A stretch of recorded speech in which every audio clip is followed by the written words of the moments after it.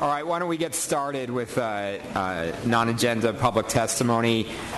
We've got a number of speakers, and I want to make sure that you have a chance to speak before the end of the meeting, so I'm going to limit everybody to 2 minutes.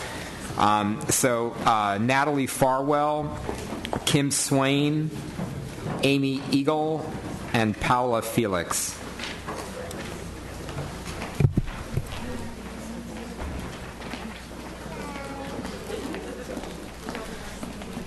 Two minutes.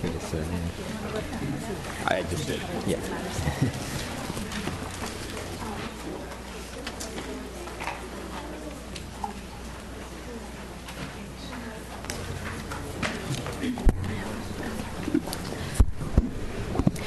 Ready? Yes. Okay. My name is Natalie Farwell, and I'm from Myron B. Green Elementary in the 92119 area code. On behalf of the Myron B. Green Elementary PTA, we are voicing our concern over the proposed district-wide suspension of magnet allocations. According to the district's own literature on enrollment options, magnet schools provide unique and innovative learning opportunities for students, aim to promote diversity, improve achievement for all participating students, provide distinctive curricula and educational approaches, and attract students from outside neighborhood attendance zones. Our combined personal experiences at Green and data from throughout the district support that magnet schools are succeeding at these goals. I'm Monica Sullivan, also from Green Elementary. Just continuing what Natalie was speaking about, suspending our magnet funding would mean the loss of most of the unique and innovative learning opportunities that magnets currently provide, negatively impacting children from throughout San Diego Unified that currently do or would participate in the magnet programs. Overall, this action would appear to be in direct opposition to the district's community-based reform model. This model seeks to build a foundation of strength in the areas of professional learning communities, data-driven instruction, parent engagement, and student achievement. Magnet schools excel in each of these areas. If the district truly supports this model, then it should enact budget decisions that would enhance the good that it has already achieved in these areas. Green Elementary is located in the San Carlos area of San Diego near Lake Murray. However, 70% of our students travel from outside the school's neighborhood boundaries to take advantage of Green's outstanding teachers and physical education programs. This magnet population provides Green with a diverse student population geographically, ethnically, and economically. Families throughout the district choose Green Elementary, creating a diverse student body with over 50% non-white and nearly 28% that come from disadvantaged households, with 44% of our students receiving free and reduced lunch. Thank you,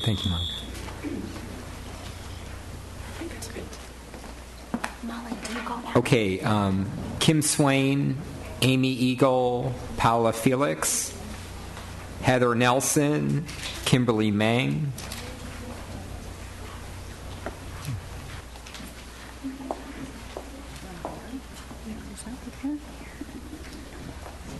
Hi, my name is Paula Felix, and I'm here to talk about the school counselors. I'm from Mark Twain. School counselors have helped me since I was in elementary school, and they have helped me from having problems with depression until getting into a good school. In middle school, I had straight A's, and I went to not even going to school and becoming a STAR student. Now, my counselor, Ms. Fenton, helped me to get into Mark Twain when I got pregnant in 8th grade. And my counselor, Ms. Blackman, has helped me with peer problems, from helping me with my grades. And now I am in the honor roll. I bring my child, Jennifer, to school, and they help me a lot. And counselors are very important. So I wouldn't want you guys to cut down the budget for them, because they have helped me a lot, and more because I'm a teen mom. Yeah. And I'm really hoping to finish high school and get into a college after everything happens. Thank you. Thank you.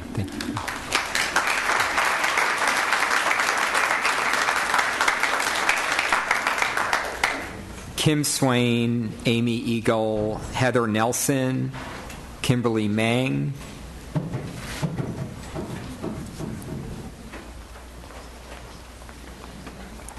Hi. I'm Kimberly Mangan. I'm the principal of Rolando Park Elementary School, which is one of the very small schools in the district that time and again is faced with the possibility of a school closure. So I wanted to talk to you about our school, and I want you to consider what would happen should you close our school. We have 248 students. We opened in 1951 as part of the La Mesa Spring Valley School District, and it's a very established school in the Rolando Park community. We have third-generation students at our school. We have alumni support, including people who went to the school in the very beginning in 1951. And we receive many daily visits from all of the neighborhood people. It's a regular stop on their walks to come by and say hello. We're very diverse with primarily Hispanic, white, and African American students, 50% English learners. We continually strive to provide the best for our students despite budget cuts and the change in demographics. In the spring of 2009, a few things happened that really challenged our school. Parents, like every year, would receive a letter to say that their child qualified for GATE in the second grade. This letter would state that Rolando Park is not a GATE school, and therefore you are entitled to go to a different school in the district. Parents were also told in March that their school was going to be closed, and the district offered a golden handshake. What that did to our school was that we lost half of our teachers. We lost the entire office staff, including the principal, and 10% of the student population. Now, since the spring of 2009, I joined the staff. We hired wonderful teachers. We are now a GATE certified school. We do provide GATE services for all of our students. We have a 20% increase in math scores, 20% increase in in science CST scores, and a 43-point gain on our API in just one school year. That's great. Do not close our school. Thank you. Thank you. Hi, I'm Heather Nelson. I'm a parent of a child in the school district, and I have two other children that we're going to be coming through San Diego Unified. And I may be just one voice, but I know I speak for an army of parents here that want to keep the class size for kindergarten at 24. I think the studies have shown we fought hard to get the numbers down to 20 in the classroom, which was when my son went through. And although it was a little chaotic, it was, a wonderful environment. Now I have a daughter that I held back to be a 6-year-old when she's going to be in kindergarten, and she's going to be in there with 29 kids. And I'm just throwing myself out there, begging mercy on the board to please. I know the class sizes are going to go up, for all the classes, but please save kindergarten if at all possible. Just that one grade, I think, is going to make a huge, huge difference. And I challenge anyone on the board, if they can go to a kindergarten, the closest elementary school to where you live, and just visit a classroom that's gone up to 25 and 24 kids, and add 5 more kids, it's going to be, a challenge for any teacher with no aid. So that's all I have to say. Thanks. Thank you.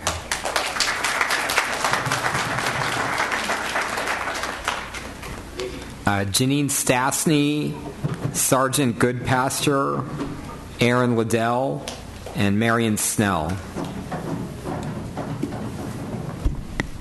Hi. My name is Janine Stastny. I work at Rolando Park, and the zip code is 92105. My name is Janine Stastny, and I'm a parent. Sorry, I get nervous. I'm a parent and employee at Rolando Park.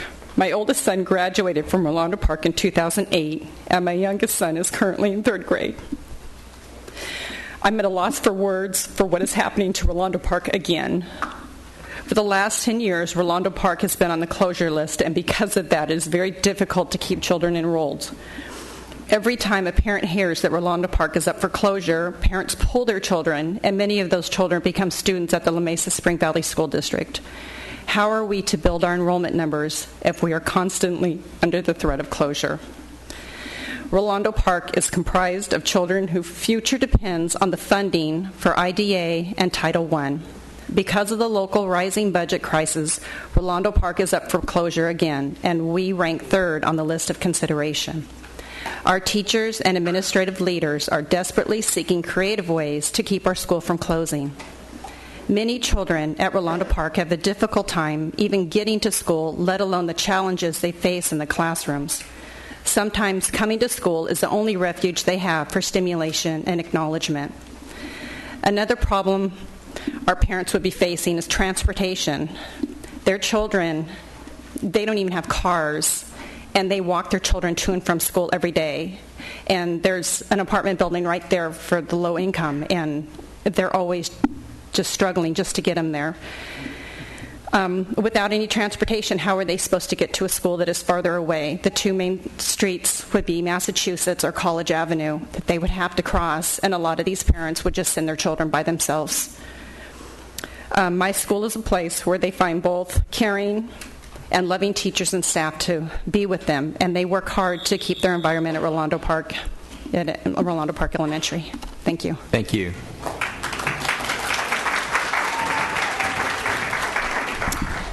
Hello, my name is Kim Swain, and I don't have a prepared speech. I just have what's in my heart that I want to talk to you guys about. I'm a parent at Green Elementary School, which is a magnet school. It's a fantastic school, and we're very fortunate to be there. I'm also a marriage and family therapist, and I work in the inner city schools in our community. And I know that the budget is an issue, and I know you guys are all people too, so I'm not going to insult you with statistics or things that you already know. But if we don't keep the magnet schools in place, then I'm concerned about the kids that don't have opportunity to go outside of their neighborhoods, to see leaders, to see people that are succeeding by different standards than what they're accustomed to. I'm one of those kids. I grew up in poverty and welfare, and I'm the first in my family to graduate from college and to get a master's degree. And I think now I'm in a position where I can send my child wherever I want, and I can provide things for her. So I know it's a difficult task, but I'm asking that we find, as a community, collectively, to find a new way to figure out how to fix the budget without damaging our children's opportunities. And that's all I have to say. So thank you.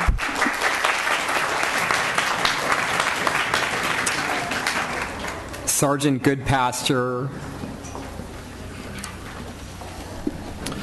My name is Bud Goodpasture. My address is on file. Mr. Superintendent, Mr. President, school board members, students, families, and staff. I wear two hats. My first hat, I'm a parent of a student who completed all her school education in our district. I want to thank you for the programs that helped my daughter, Rebecca, complete her high school last year. She just completed her first semester at a university very far, regrettably, from San Diego. This district's programs provided her with the knowledge and skills to be successful. Thank you. The system you have in place is working. Rebecca earned 4 A's and 1 B. As you look at me, you're probably thinking Rebecca's mom must be brilliant. You are right. The other hat I wear, I am the head counselor at Garfield High School. I've been at Garfield for 12 years. Prior to that, I was at Point Loma for 6 years. Prior to that, Kearney. And prior to that, I was a teacher for many years. Garfield and Twain are two alternative schools in our districts. Students attend Garfield and Twain from all the schools in our district and are considered at risk, meaning they are not on track to graduate with their class. Last year at Garfield, we enrolled 525 new students from all grade levels. 134 students earned college credits last year. 155 students graduated. Many of these students did not want to continue in school, did not believe they could earn a high school diploma, did not vision themselves attending college. Both the comprehensive counselors and the alternative counselors do an excellent job explaining diploma requirements, explaining requirements to return to the previous school, and preparing students for the fresh start available at Garfield and Twain. The students are eager and ready for a fresh start. You would be very proud to see them in action. The system you have in place is working. Comprehensive counselors work about 60% of the time on academic issues and about 40% of the time dealing with personal and social concerns. Alternative school counselors deal about 20% academic and 80% personal and social. A counselor is like a GPS. We are constantly recalculating the best way to get to the desired location. We need time to develop relationships. Please continue supporting counselors as you have in the past. Thank you. Thank you.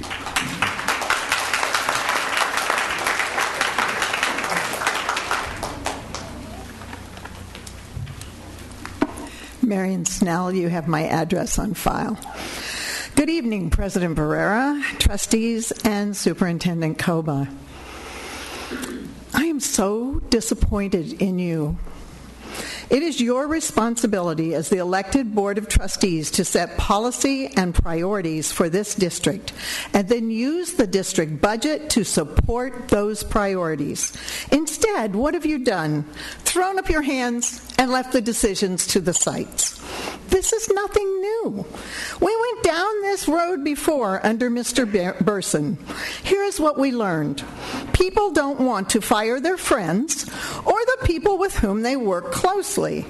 So in my case, the principal at Montgomery kept his second vice principal and cut the position of library media teacher. That school still has 2 vice principals for only 625 kids. They only added a half-time librarian this year.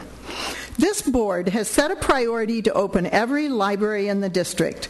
In all but 5 of the elementary schools, the people who run the libraries are .5 library assistants. When a principal looks at their reduced budget, who are they going to let go? The clerk in the front office who helps with their daily load? Or that library assistant stuck in some room somewhere who they hardly ever see? Even though 17 different statewide research studies have shown that libraries and library staffing raise student achievement, and none, to my knowledge, have demonstrated a correlation between the increased administration or clerical help and student achievement. You watch. This is what will happen. What about zero budgeting? Where are your 6 priorities?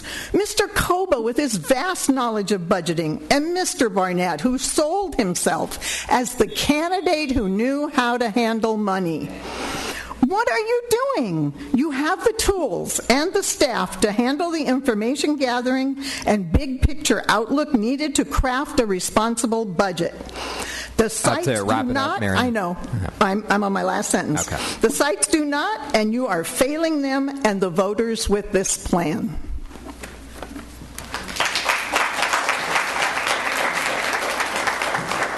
Okay, Neftali Saiz, Donna Silva Garcia, and Jesse Hughes. Hello, my name is Neftali Saiz. I live at 7028 Mohawk Street, City of San Diego. I'm a volunteer at Crawford Center for Social Justice, and I'm here to represent Teen Court, a program well known in our small schools, law and business from Crawford Educational Complex. Our center was built this summer by students from the Industrial Art Department of Hoover High School. They were paid by Hire a Youth program. Materials were paid by Regional Occupation Program. Books were donated principally by Thomas Jefferson School of Law and USD School of Law, besides other local law firms and private donations. Flooring was donated by Metro Flooring of San Diego, and balance paid privately by private donors, of which we see with this program. Teen Court is highly supported by local groups, by our community, and this Teen Court program wouldn't be proposed without the Small Schools program at Crawford Educational Complex. Our mission is to educate, advocate, unite, and serve. Last spring, Crawford School of Law and Business became the only high school in the county to house Teen Court. Young offenders in Teen Court who pled guilty for first offense misdemeanors are given one last chance to avoid entering juvenile court system. The Teen Court trial results in a sentence from a peer jury. The sentence is intended to teach a positive lesson to the offenders and may include, among others, things restitution, research papers, community service, workshops on drugs or alcohol, theft, or anger management, giving offenders a second chance, which not only helps themselves, but the community as well. The offender is typically given 90 days to comply. They must return to court, prove compliance with the sentence. If they have complied the record of arrest or conviction, they do not have to comply. Just want to say that compared to other court systems, our court systems for repeated offenders are 3%. Compared to juvenile court system, 70%, more than 20%, and we save thousands on the government. Please, don't shut us off. Thank you very much.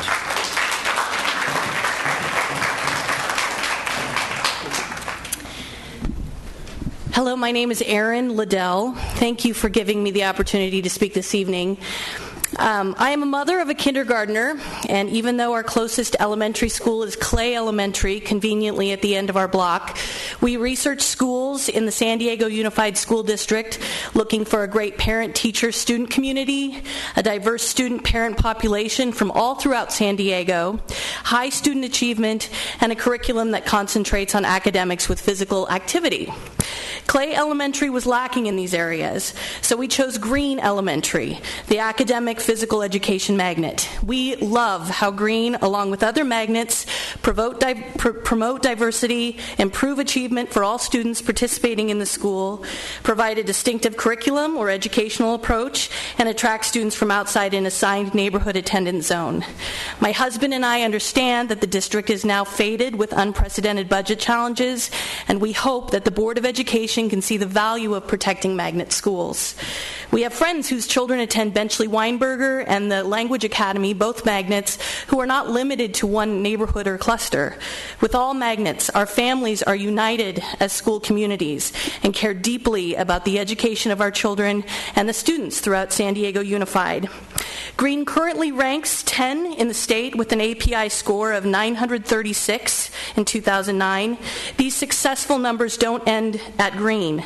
Based on data through the district website, approximately 70% of magnet elementary schools were exceeding the state API target of 800 in the 2008-2009 school year, while only about 40% of non-magnet elementary schools were exceeding this threshold during the same period. As in the past several years, we understand that the district is having this issue with their budget, but we hope that you will recognize the value of protecting the magnet schools, and we need to focus on the cuts of what will least impact the students. Thank you so much for your time. Thank you.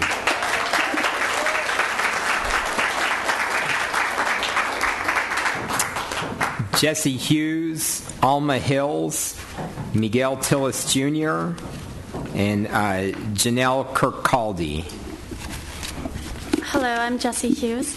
I'm a mother of two children, a white child and a multiracial child. They go to Valencia Park Elementary. This has been the best school that they have been to. They've been to Montessori schools, Sudbury model private school, and a cooperative charter school. My multiracial child has often been a victim of bullying. At this school, everyone comments on how cool her different races are.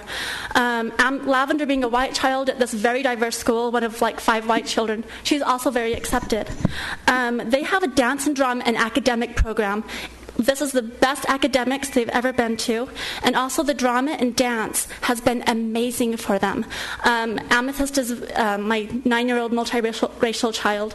I'm nervous, whoa. Mrs.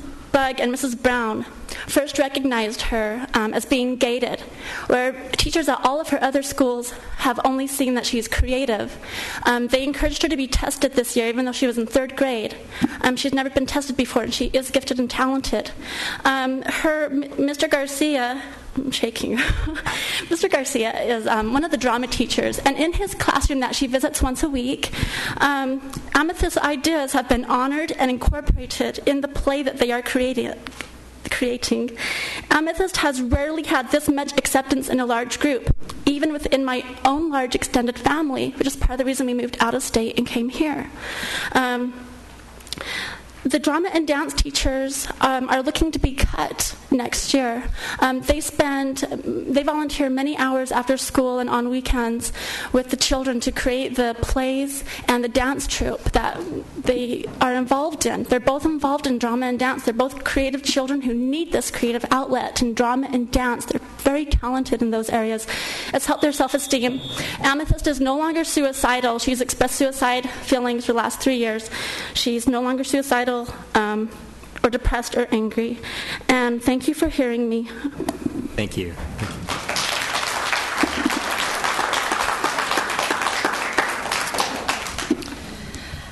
Good evening, Superintendent and fellow members, Mr. Beiser. I am addressing the board regarding Administrative Procedure 9205, which is the Civic Center use of buildings, grounds, and equipment for free users, such as school PTA associations and related school foundations. There are proposed fees for these organizations that create and have provided and organized and manage after-school enrichment programs for their students and for students in their boundaries and outside their boundaries as well. I am a parent of Tierrasanta Elementary School. I'm a native San Diegan and resided in Tierrasanta. I'm a community leader. I've been parent leader at the school for 8 years, and I'm a foundation president for 6 years. Tierrasanta Elementary School is a unique school, and 6 years ago we were suffering from low morale, decreased enrollment, and the parents, the faculty, and the admin, we pulled together and wanted to change that, and we created an after-school enrichment program that's open to all students, not just those at Tierrasanta Elementary School. It's supported by our neighboring elementary schools, Vista Grande and Kumeyaay. It's open to kids that are in charter schools. It's open to kids that live in our neighborhood that go to private schools or homeschool. And what that has created is not only an increased community, but it has opened our doors and allowed parents to discover what public school is now today. It has increased our enrollment. Kids want to come to school for other reasons. They live for their after-school enrichment programs. And the new fees that are being proposed threaten the programs at Tierrasanta Elementary School. The increased fees are by hour and per location at the school sites. We cannot keep these programs open if these fees are imposed. Sorry.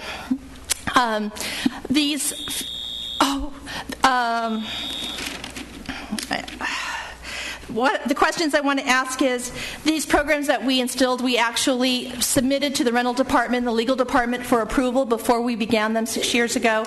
If the fees need to be installed, why can't programs that are already in existence be grandfathered in? Okay, we'll maybe ask the superintendent. We'll to follow investigate. Up on that. Yeah. Don't All have right. the If somebody could get back to me, that would be great. Absolutely. Thanks. Thank you, Ms. Garcia. Yeah.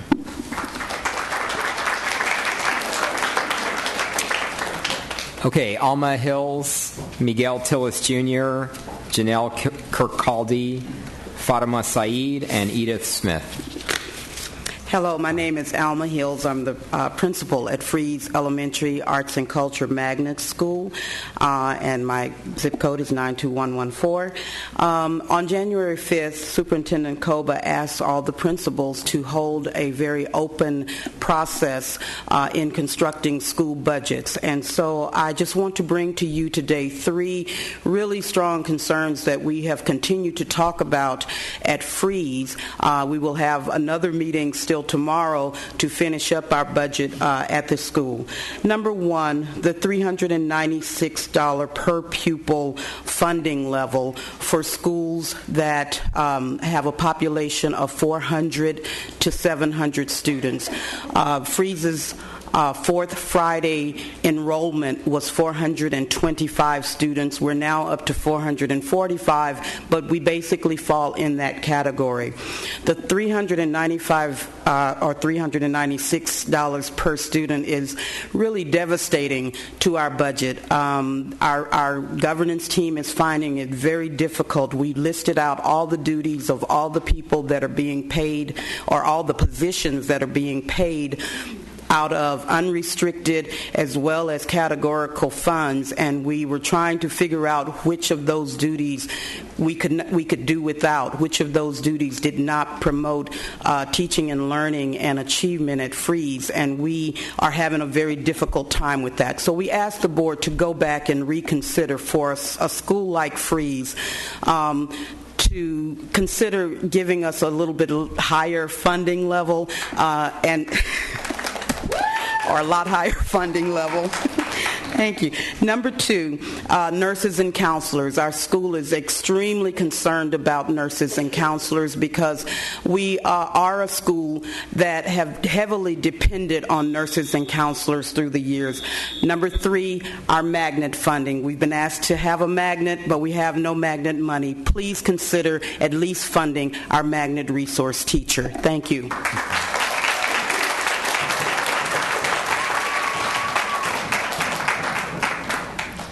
Hello, I'm Miguel Tillis Jr. I live at 6343 Newsom Drive, 92115.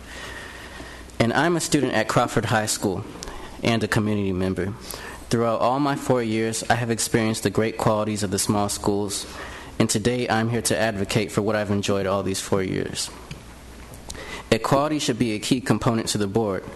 But in the case of Crawford, equality seems like a last priority amongst the board, and this was clearly shown when the decision was made to have a 25% of a principal per school, which means to fire 3 of Crawford's principals and to have 1 to oversee all 4 schools. How will 4 different schools be ran with 1 principal, and how exactly do you balance this without harming the quality of 1,400 students' education, especially with the many roles our principals must take on today? It is obvious with the current plan that many students will experience a decline in the quality of their education, and I do not see how the small school system can survive with this switch. So please make fair decisions that do not punish our schools or damage the quality of their education. And this is vital to the health of our schools and community. So let's present facts and let the parents in the community have a big part in the decision-making process, and let's create the best working environment to improve the quality of our education and not break our schools. Because if the schools are broken, believe it or not, the community soon follows. And we must educate students so that they may be future leaders and give back to the community. Thank you. Thank you very much.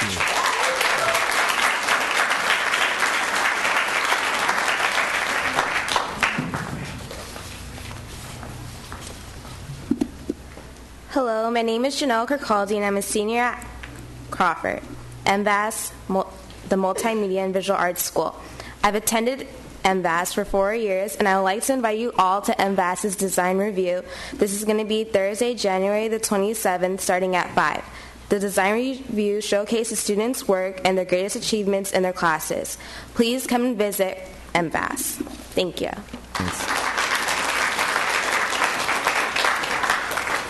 Fatima Saeed and Edith Smith.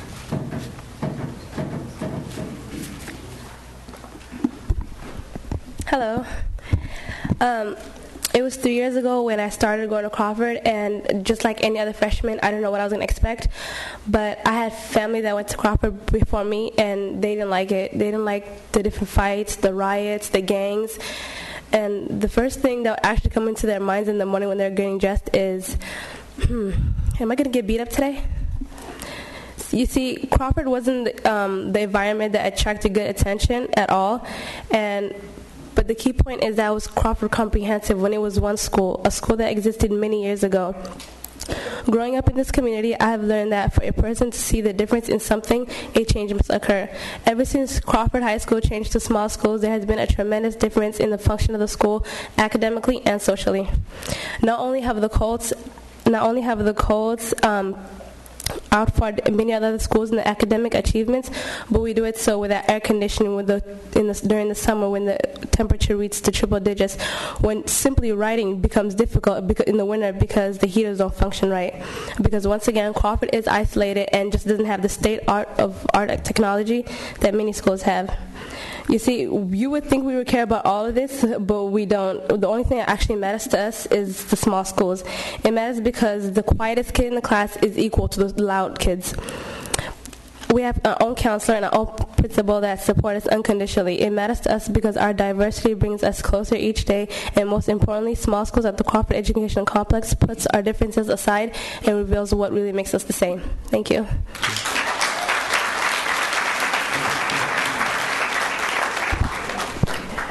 Good evening. My name is Edith Smith. My address is on file, and I'm here for two reasons today. One is to thank each and every trustee for the boldness and the real care and consideration on behalf of the Title I students, and then the vote that you made that is going to inevitably make a huge difference for students in this district, and I really want to thank and applaud you for that. The second thing I want to say, and I hope I say it tactfully enough, is that in 2008, this board and its superintendent, under the direction of Dr. Greer at that time, created a small schools committee. And that committee met for 5 months. And we met for every other week. And we poured over hundreds and hundreds of documents, and we looked at schools from one side to another. We moved from the boardroom upstairs because we wanted it to be open and public and to the community. We got it out. We put the documents online, and we had to have our meetings in this room. People came, they did PowerPoints, presentations, they talked to us, they told us about their schools, parents, principals, community, and the like. And the initial meeting of that group, the initial 2 meetings, was to say, how can we make schools more efficient? That was not liked by the staff of this district. And I don't mean to offend anybody, but that staff at that time was led by Mr. Koba. And so they went to Dr. Greer. Dr. Greer came in and talked to the group and said, no, we're not making things more efficient. We want you to recommend closures. It was not what we wanted to do. We had a lot of wonderful ideas, but we did what we were asked to do. And so we made a recommendation to the superintendent. It was not the recommendation that the staff preferred. We did not always give the most accurate numbers, and sometimes that they were wrong and inflated. And so we went through all of that. We made a recommendation. Dr. Greer made the recommendation that the staff had him to do. Okay? So now we are here in 2010 and 11, and Mr. Koba is the superintendent, okay, and his staff is still intact, and that recommendation is going forward. I would like you to really, really consider, when you start looking at school closures, not just what's going on now, but what happened in the past, because there was a lot of good work that went into that. Thank you. Great. Thank you, Edith.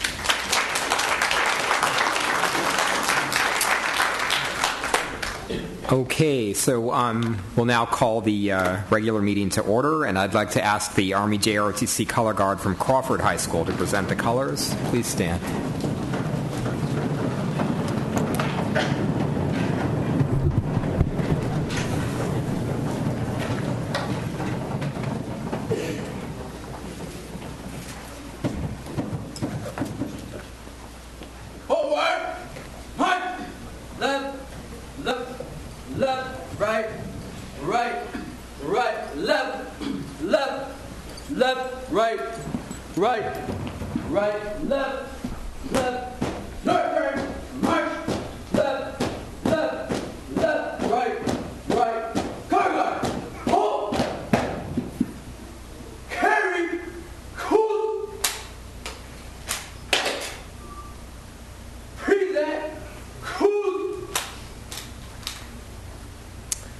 Ready, begin.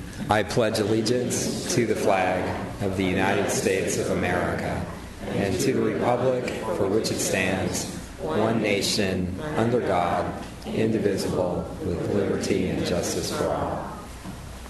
Harry, cool. Right, hey, port, cool. Forward, march, left, right, left.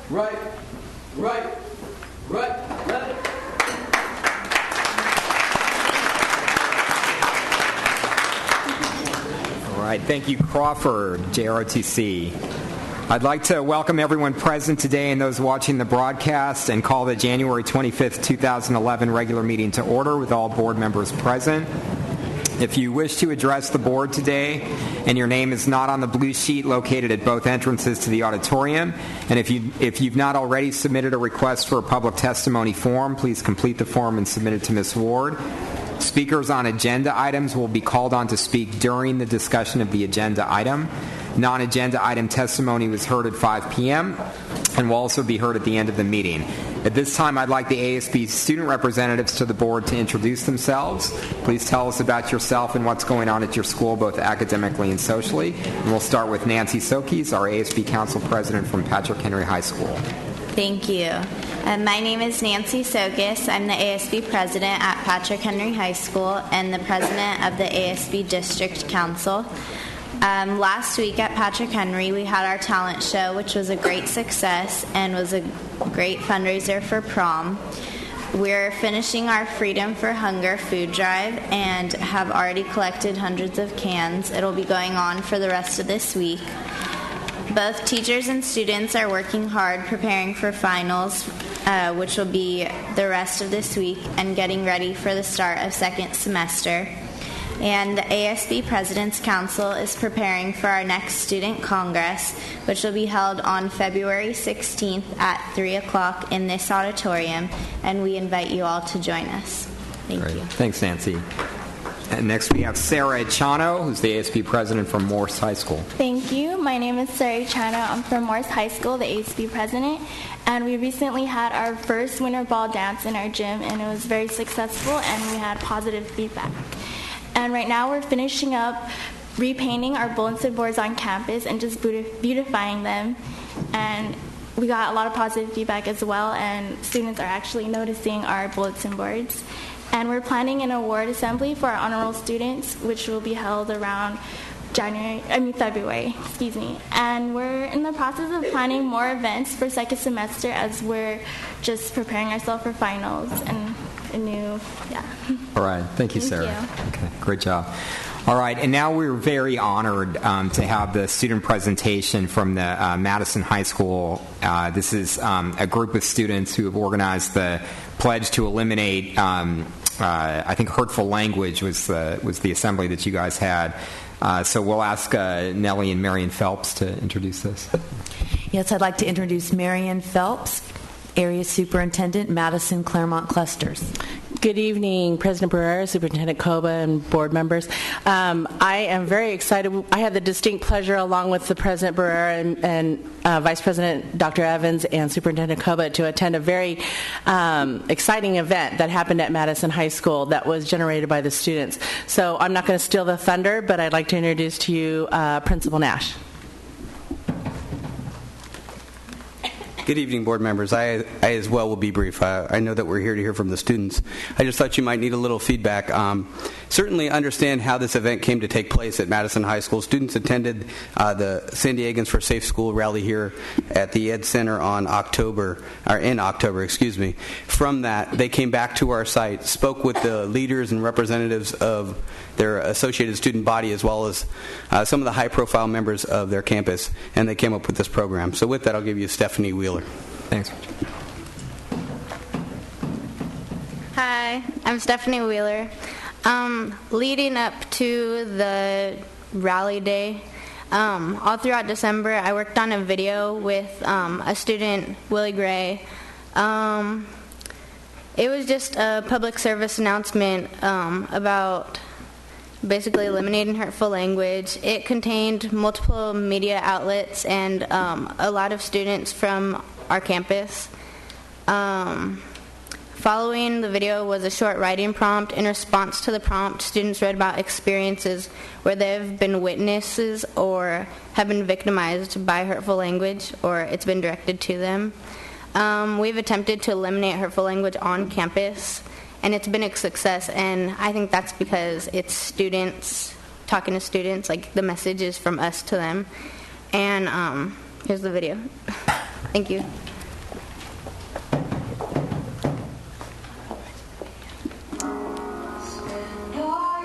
Am I supposed to talk while it's going? It's something that just shouldn't happen in this country.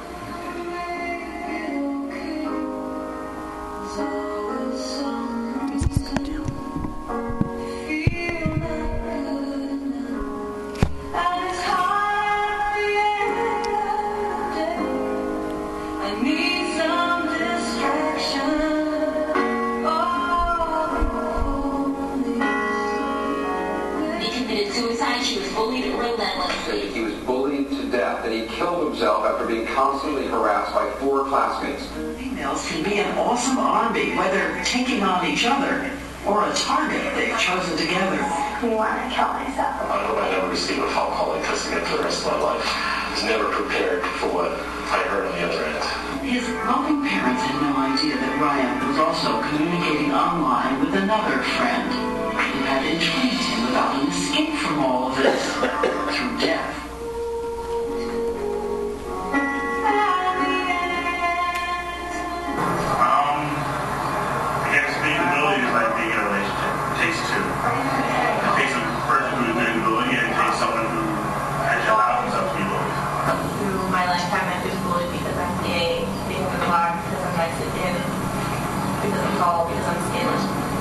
Let me hop in real quick. No bullies. We don't like bullies. Bullies aren't cool. They can be anyone at any school. Bullies like to punch. Bullies like to tease. Bullies make you feel little and they don't say please. When you're a bully, the things you can do. Tell people you trust and walk away too. Try to ignore when the bully calls you names. Don't be a victim and don't play the game. No, I've never bullied anybody. I like to give compliments. I don't personally believe that I have, but I've been told that I have and that I use hurtful language towards people. Every day in broadcast journalism, I see a t-shirt. I just have to give it A lot of the times, it's easier to use hurtful language because people like the attention or they think it's funny, but they don't understand the effect it really has on the person that they're being mean to.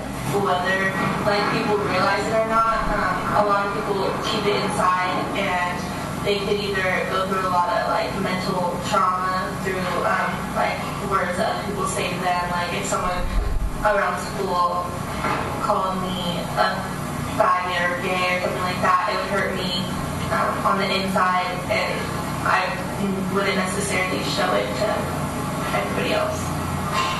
Sometimes people say things that they don't mean in certain situations just because they're so worked up. I see bullying as something in mind. The other person who's trying to bully you, they're insecure. There's something going on. Treat me with RESPECT, meaning respect. Today at lunch we are holding a rally to eliminate harmful language at Madison High School. Whether you know it or not, you may have hurt someone with something that you have said. Please come out today and pledge. Thank you. A pledge is a promise to yourself because there's no point in lying to yourself. Something you feel so strongly about that nothing will do to change. Something hard is to commit to something. Let's go.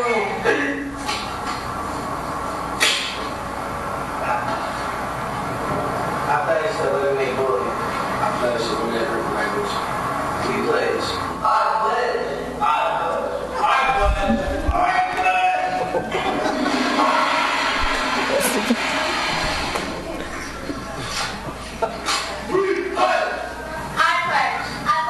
I pledge. I pledge. I used to use hurtful language against this woman right here, but now I don't. How much? I pledge. Me and my boy Dave used to be bullies, but now we pledge to eliminate hurtful language. Hey, bully, I pledge. I pledge. To every young person out there, you need to know that if you're in trouble, there are caring adults who can help. Hi, I'm Stephanie. And I'm Billy. I hope you guys like their video. Thanks for everyone's input and support. Thanks, guys.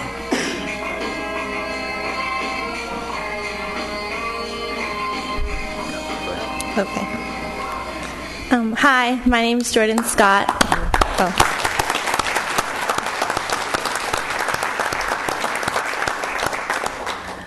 I'm a senior at Madison. I was the leader of the I Pledge rally. I asked a lot of the leaders and teachers on campus to pick students that they felt leaded everybody else at the school, and I held lunch meetings where they made the pledges that the students got, and they made posters put around the school. They went around the school to raise awareness for that the rally was going to happen. At the rally on that day, everybody lined up. We thought it was really successful. People wrote their own individual pledges. They signed the wall. And then after, they got a bracelet as a constant reminder of what they pledged for. That's why everybody got an individual pledge, because it was more of a personal matter. The next day at school, you noticed a difference. You saw that kids were saying, if you heard a kid put someone else down, they said, hey, you pledged, don't do that. You saw a significant change in the language that they were using, and that it was just a better environment, and it was a good day. Thank you.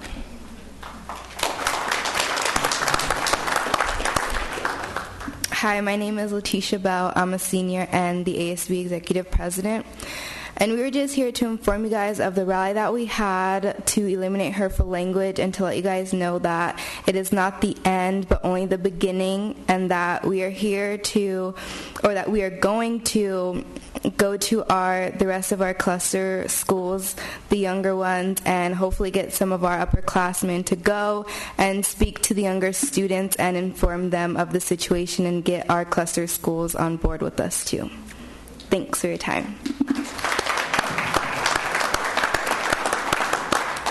Just a quick finishing remark. The students were all given wristbands that we wear every day, honoring the fact that they made a pledge on that day. I'm going to put Ms. Ward in charge of making sure that if you decide to pledge today, that she distributes those. Likewise, there is a black band that we wore. On those days, we actually handed them to somebody who we were in need of repairing our relationship with. So somebody that we may have used hurtful language towards, we demonstrated to them by giving them a black band. That and a T-shirt for each of you if you should decide to pledge. I'll leave those with Ms. Ward. Thank you. All right. Thank you, Richard. Yeah.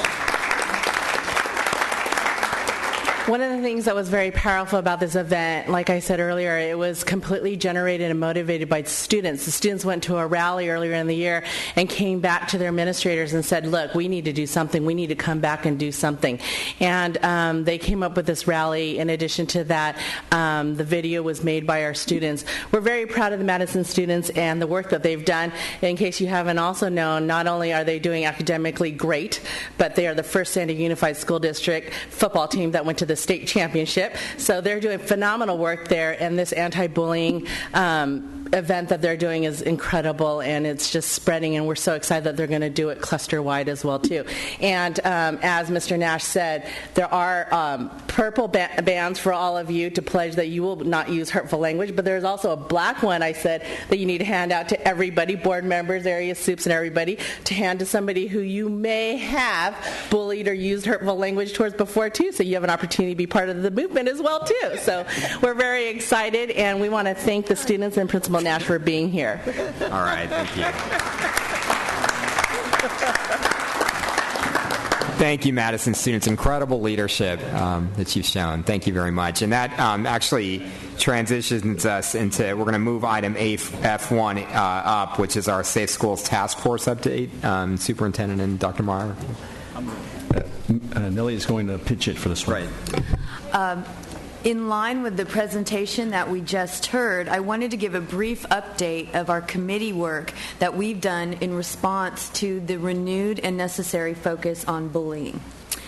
And as a result of recent issues that have come before us in the press regarding students who've been bullied, particularly those who are lesbian, gay, bisexual, or transgender, our district got together to form a Safe Schools Task Force to look at how we can support all students in the bullying realm and how to support students to keep them from being bullied. And one of the things that we did, we got together and we brought administrators, teachers, community members, and agency representatives, and we've been meeting twice monthly to get together to talk about our actions, a review of what our district currently provides, and recommendations that we will bring to the board on what we would recommend as next steps. I'd like to say that this current task force is co-chaired. I myself am chairing it, as is Dr. Dolores Jacobs, who is the CEO of the San Diegan Lesbian, Gay, Bisexual, Transgender Center. And she could not be here tonight, but she also we have Carlos here who is representing her, and we have many other task force members who are here in the audience. And this task force has actually been such an enthusiastic and enjoyable group. We've met already in November, December, and January to identify programs, policies, and resources. So we've already done a thorough analysis of what we have in place. We have 3 current departments that are involved to support our work, and they include our Counseling and Guidance Department, our Race Human Relations Department, and our PE, Health, Athletics, and HIV Prevention and Sex Education program. And they've all brought a different viewpoint to this committee. We also have included 4 community agencies who are currently implementing programs as well, and they include GLSEN, which is an organization. I'm sorry, I don't have the acronym. I believe it's the Gay Lesbian Network. Educational Network, thank you. We also have the San Diego Anti-Defamation League and the LGBT Center, as well as the Trevor Project. And these groups have gotten together and have already presented to the task force. First, the center presented some information on how students relate to their gender status. And next presentation, we will have the Anti-Defamation League, and they will present a viewpoint including historical accounts of bullying. And so as a group, we're also getting an education, which is very nice. As we've completed these 3 task force, we, as I mentioned, the counseling department in particular with Melissa Janik, brought together an analysis of what we have. We've identified district programs that do currently address these issues, and we are looking at reviewing the policies and procedures that we have within our district. And many of them do not have actions to be taken. And so that has been a continuing theme. We do not see timelines within our policies, and we don't see explicit action for staff. So as we have broken out now into subgroups, we centered them around a subgroup around policy, both district policy and city and state and federal policy, prevention and supports that we have for prevention of bullying, education and how we can embed that in our curriculum, or what other programs can we bring forward to educate students and adults about bullying. And then lastly, intervention. What do you do when you see bullying happen? How can we teach that more thoroughly? And all in the idea and the common held belief that students who are bullied cannot focus on their education. They are so concerned about what might happen to them that it greatly impacts their life. So lastly, just to sum it up, our next steps that we will include, we've established the subcommittees and we have a broad representation. I'd like to invite anyone who is interested in joining to please let me know and or Dolores Jacobs know, and we would like to include you in the subgroups. We're also going to train. We've talked about the training of counselors and how that would relate, and currently they do receive training, but we want to expand that. And then also we hope to draft and develop some recommendations for district policy and procedure to bring forward before this board. And then lastly, we want to continue to expand our understanding of the issues that are currently, we know, faced at a higher rate, 85% higher rate for our lesbian, gay, bisexual, transgender youth. And then also for other youth and other adults who are experiencing bullying. And so our goal is to continue to expand the understanding, not only for students and staff, but to push it out into the community and to families, so we can really have a systemic approach to solving this problem together. So thank you. Our update and information will continue to come forward, and we look forward to any participation. Questions or comments, board members? I just want to applaud Nellie's efforts in heading up this task force. I think it's really important that as a school district we actually have an anti-bullying policy, which, as I understand, we do not have at this time. And as an openly gay person, having grown up through public education, I think it's really important that we not only address the foundation, the most fundamental responsibility we have is to make sure our schools are safe for all of our children. And so I really welcome the action items and the board policy recommendations that you'll be bringing forward. Thank you. Yeah, I'd just echo Mr. Bosler's comments, and I know that it's going to be part of the work of the task force, but very much encourage reaching out to the Madison students and encouraging this kind of student-led efforts, at different schools. I mean, it just seems like it has such a powerful impact. We will absolutely do that. Thank you. Great. Thanks. Okay, we will now move on to item C1, and this is our superintendent's information report. Thank you, President Barrera. Just one final comment on the anti-bullying focus that we have. We're very proud of the broad-based efforts. We'll continue to add any and all interested parties, as both Nellie and the trustees recommend. And at the end of all of our work, it's about a safe, secure environment for all kids, adults, regardless of their background, any diversification of who they are and what they are. It's safety for all people that come on our campuses. So we have to make sure that our policies mean something and are acted upon. What I want to do is highlight some of the things that I've been involved with over the last week to 10 days, and a few things where we're headed.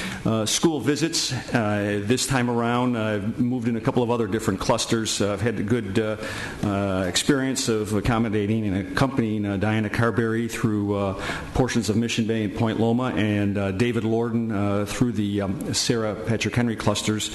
Among schools we visited, nice diversity there. IB Elementary at Kate Sessions, Dewey Elementary year-round, just returning to military school, Point Loma High, Vista Grande Elementary, and then last Monday yesterday actually at Farr Middle, our one of the only little over 100 nationwide AVID demonstration schools, and really all doing great work, and I think any and all visitors to those campuses would confirm my observations. Next thing I want to bring up is we have become the recipient of something called a Check and Connect grant. Just before the holidays, we became aware that there was the possibility of getting some grant funding, working through the American Institutes of Research for a program that's designed to intervene with high school kids at high risk, to introduce a mentoring program. Now, today in our district, and ironically Madison High was just here, has one of our most successful 10 to Succeed clubs, where we bring together young men, young women who perhaps are down the road with a number of disadvantages in terms of their academic performance, behavior, and we try to mentor them in group settings. Well, this is not quite the same, but it's an opportunity over the next 3 years for us to work with AIR to identify 25 kids at risk across 10 different campuses and to give them that very close mentoring. So it's another way to come at our graduation rate, our dropout rate, by working with high-risk kids and using funds that come from a grant, not from our own district resources to do so. So we're very anxious to get going with this program. There's some organizational things that have to occur, the identification of the kids, the schools, the mentors. We just got this information last week, and more to follow in the months ahead, and be full up ready to do this in September.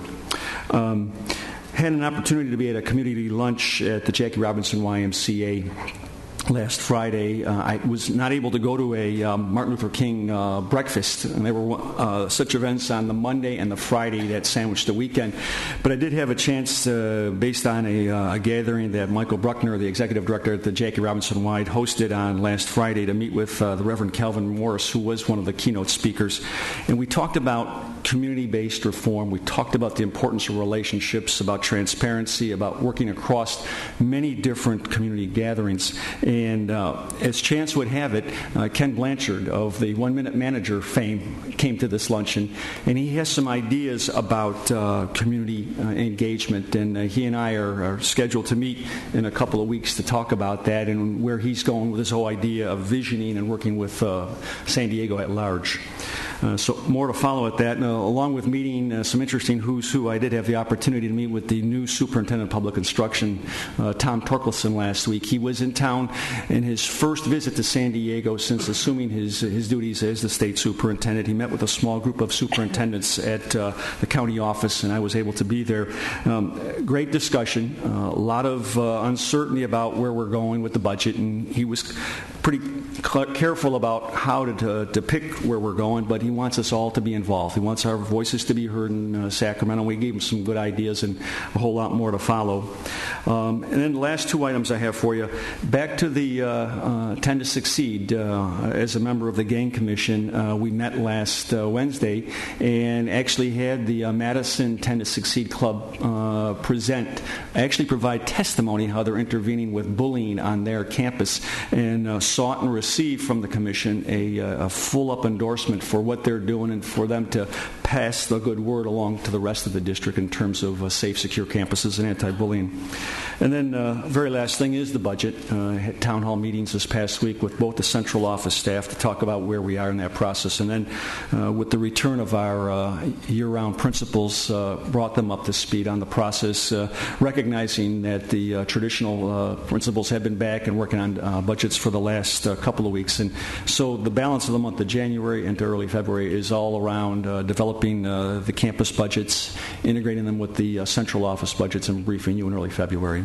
That's all I have. Thank you. Board information reports. Kevin, do you want to start?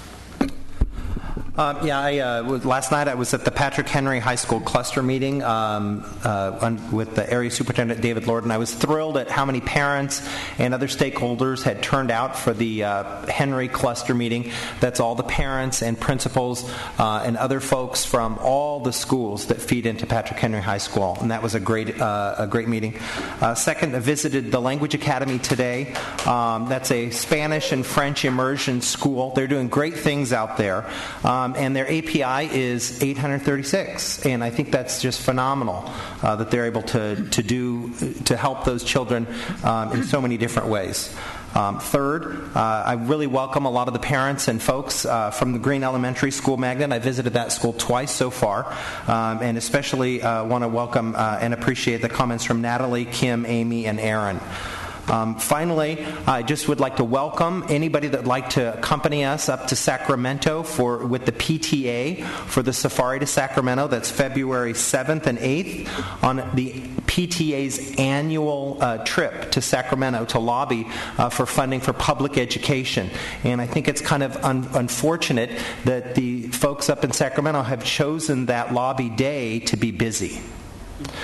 So I would encourage and recommend people out there in TV land or in the auditorium, please communicate to all your friends, your neighbors, your parents, your children, your teachers, classified staff, administrators. Please don't hesitate to pick up the phone or send an email to the people in Sacramento that are closing their doors when we need to talk to them about what's important, and that's funding for public education.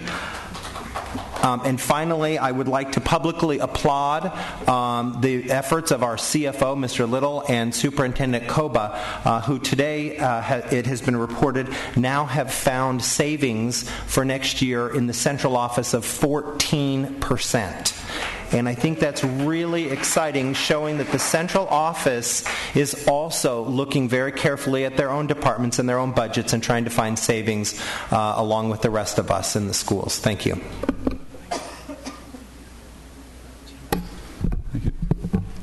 I also want to chime in terms of support for what the students at Madison were doing in terms of the anti-bullying effort that they're making. We heard earlier from counselors and from students who have been helped by counselors. And in recent days, we've heard a lot about, after the events in Tucson, particularly focused at both, I'm looking at this both as a psychologist and a school board member, in terms of the real lack of mental health services that we have in our society. The reality is that people who suffer from serious mental illness, such as schizophrenia, are 10 times more likely to be victims of violence than they are to be perpetrators of violence. And we have all seen them around, and we all know that they exist in our society, and we basically spent a generation not paying very much attention to them. We have situations where the young man in Tucson was turned away by the military. He was turned away by the college he was in. We'll probably find out that the parents were working very hard in trying to figure out what to do, but there really was nothing offered to him, and we really need to look at what we're doing as a society in terms of mental health services.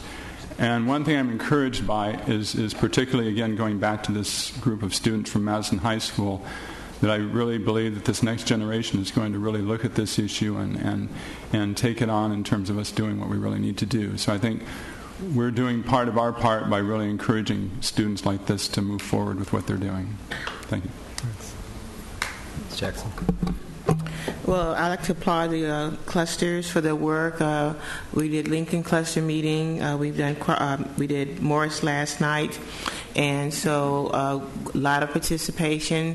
But I want to applaud them because right now the conversation was around how do we balance our budget when there really is no money. And certainly we have given responsibility to the schools to look at their budgets, but it was a very good conversation and a lot of energy in the room.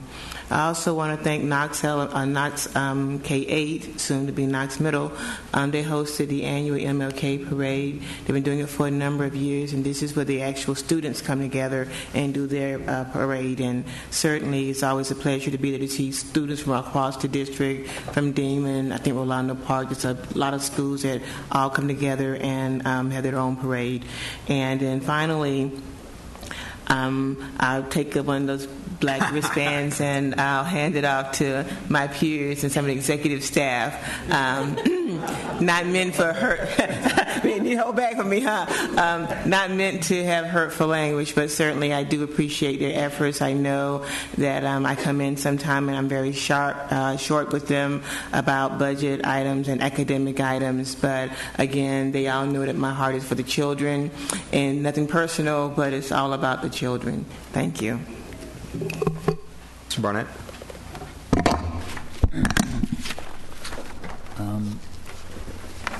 In addition to continuing to visit a number of school sites and cluster meetings and so forth, I'm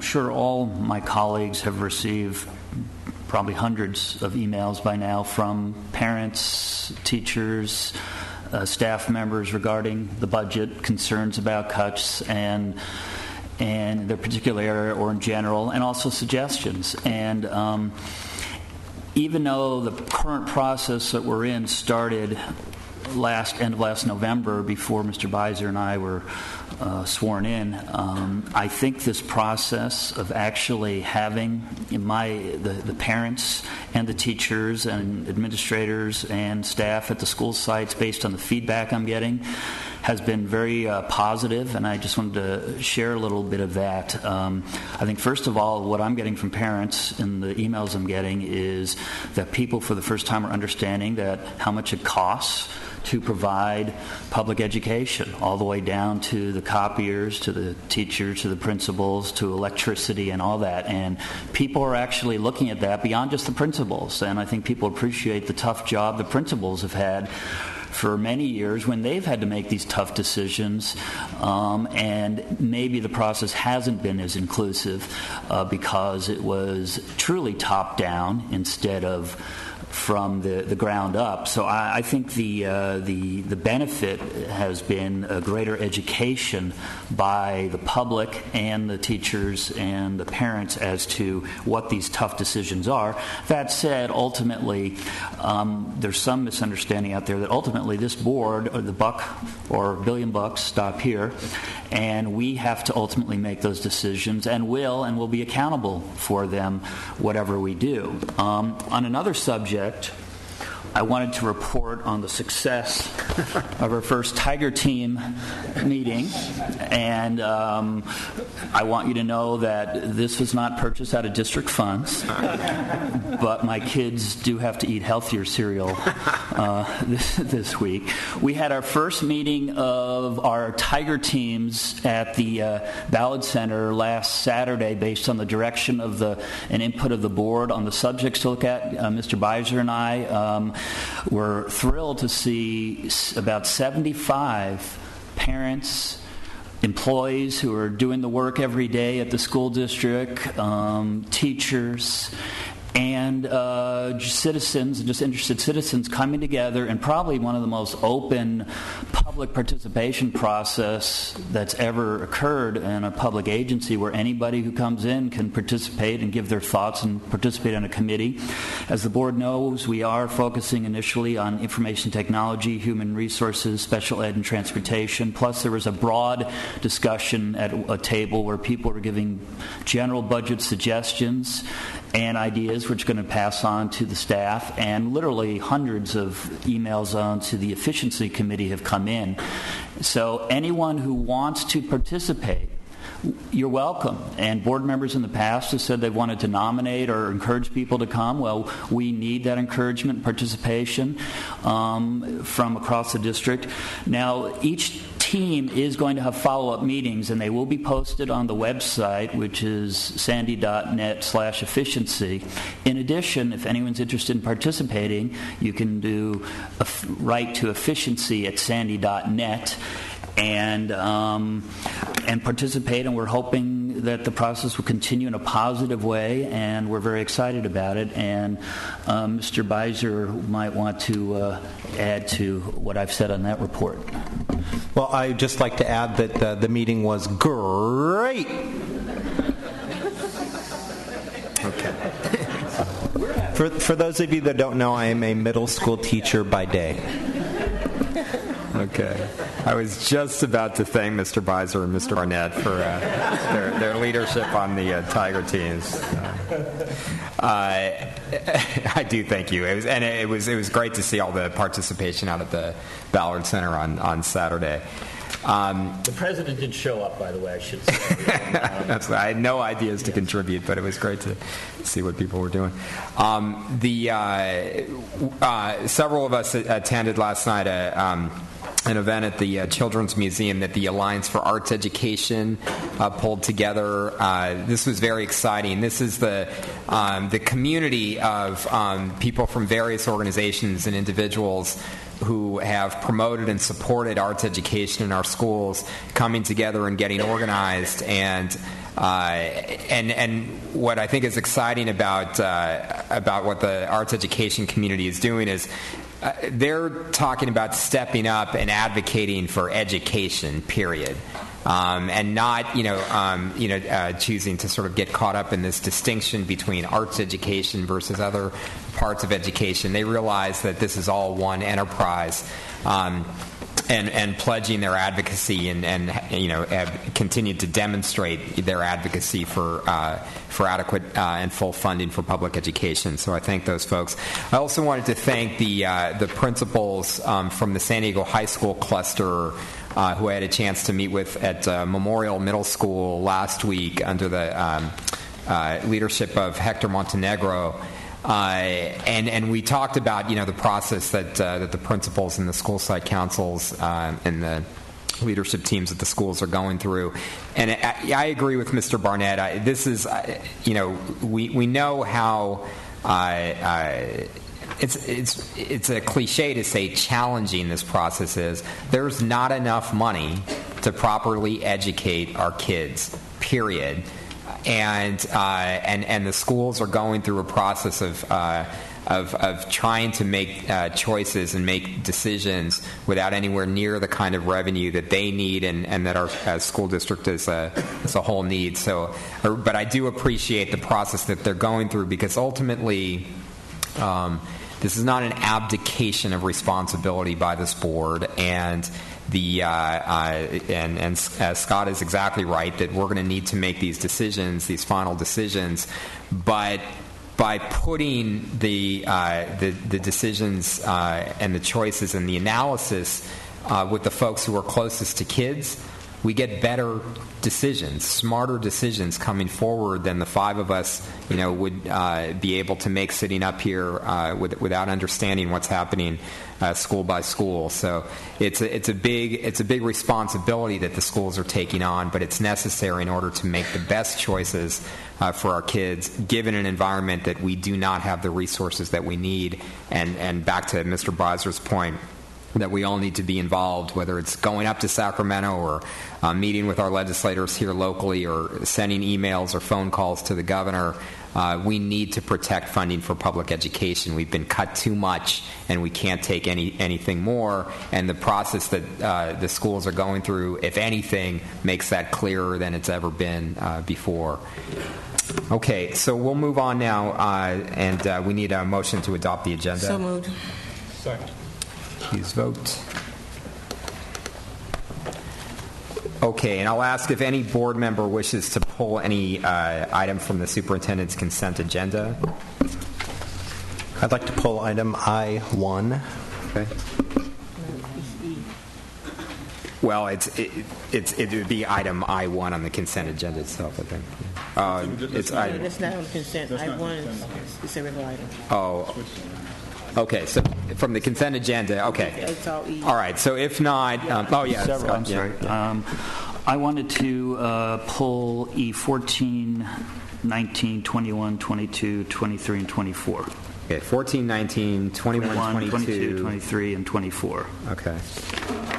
And any other items? So move approval with those pulled. Yep. Do we have a second? Okay. Please vote.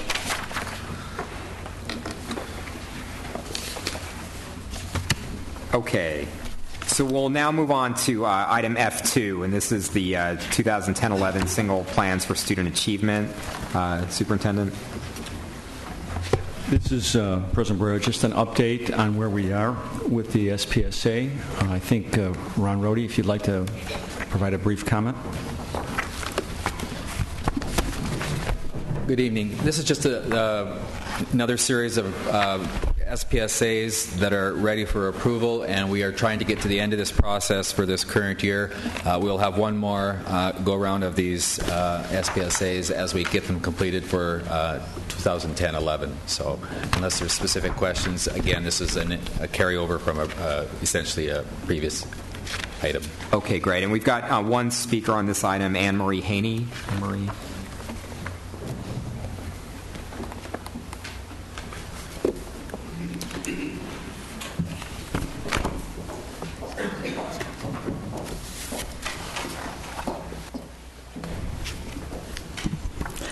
Good evening. I'm Anne Marie Haney from the Community Council for Music in the Schools, and this is an efficiency presentation. I hope. San Diego Unified has received national recognition, as you know, for music education as a direct result of ongoing support from the Board of Education and the expertise of the visual and performing arts staff. These awards are based on, number one, access to instrumental music at every one of the 120 elementary schools, and the excellence of our secondary bands and orchestras.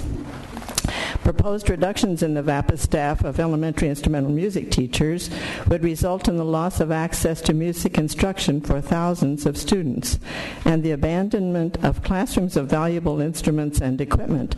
Over the years, when music classes have been reinstated, we've found that the school's inventory of instruments had disappeared or that the instruments were beyond repair. This is fiscally irresponsible.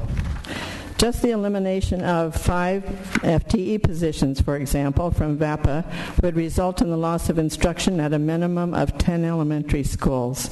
In addition to the 11 secondary schools, K-8 included, that are presently being supported with 2.65 full-time equivalent music teachers. They are part-time assignments in schools that are trying to recover that had lost their music. Who would decide which of these schools would not be served? And what of the children whose families have already purchased musical instruments, frequently to great sacrifice, only to discover that their schools no longer have a music teacher?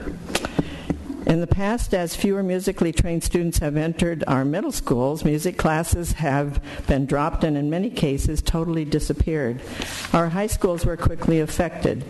You know, I've been around for a long time. I saw this happen. Morse, Lincoln, Mission Bay, Kearney, University City, and La Jolla High Schools had no band or orchestra, some for as many as 17 years, along with many of their feeder middle schools that are still trying to recover. Generations of students received no music education. This year, Kearney was the only high school without a music teacher. We have made so much progress, and we have so much to lose.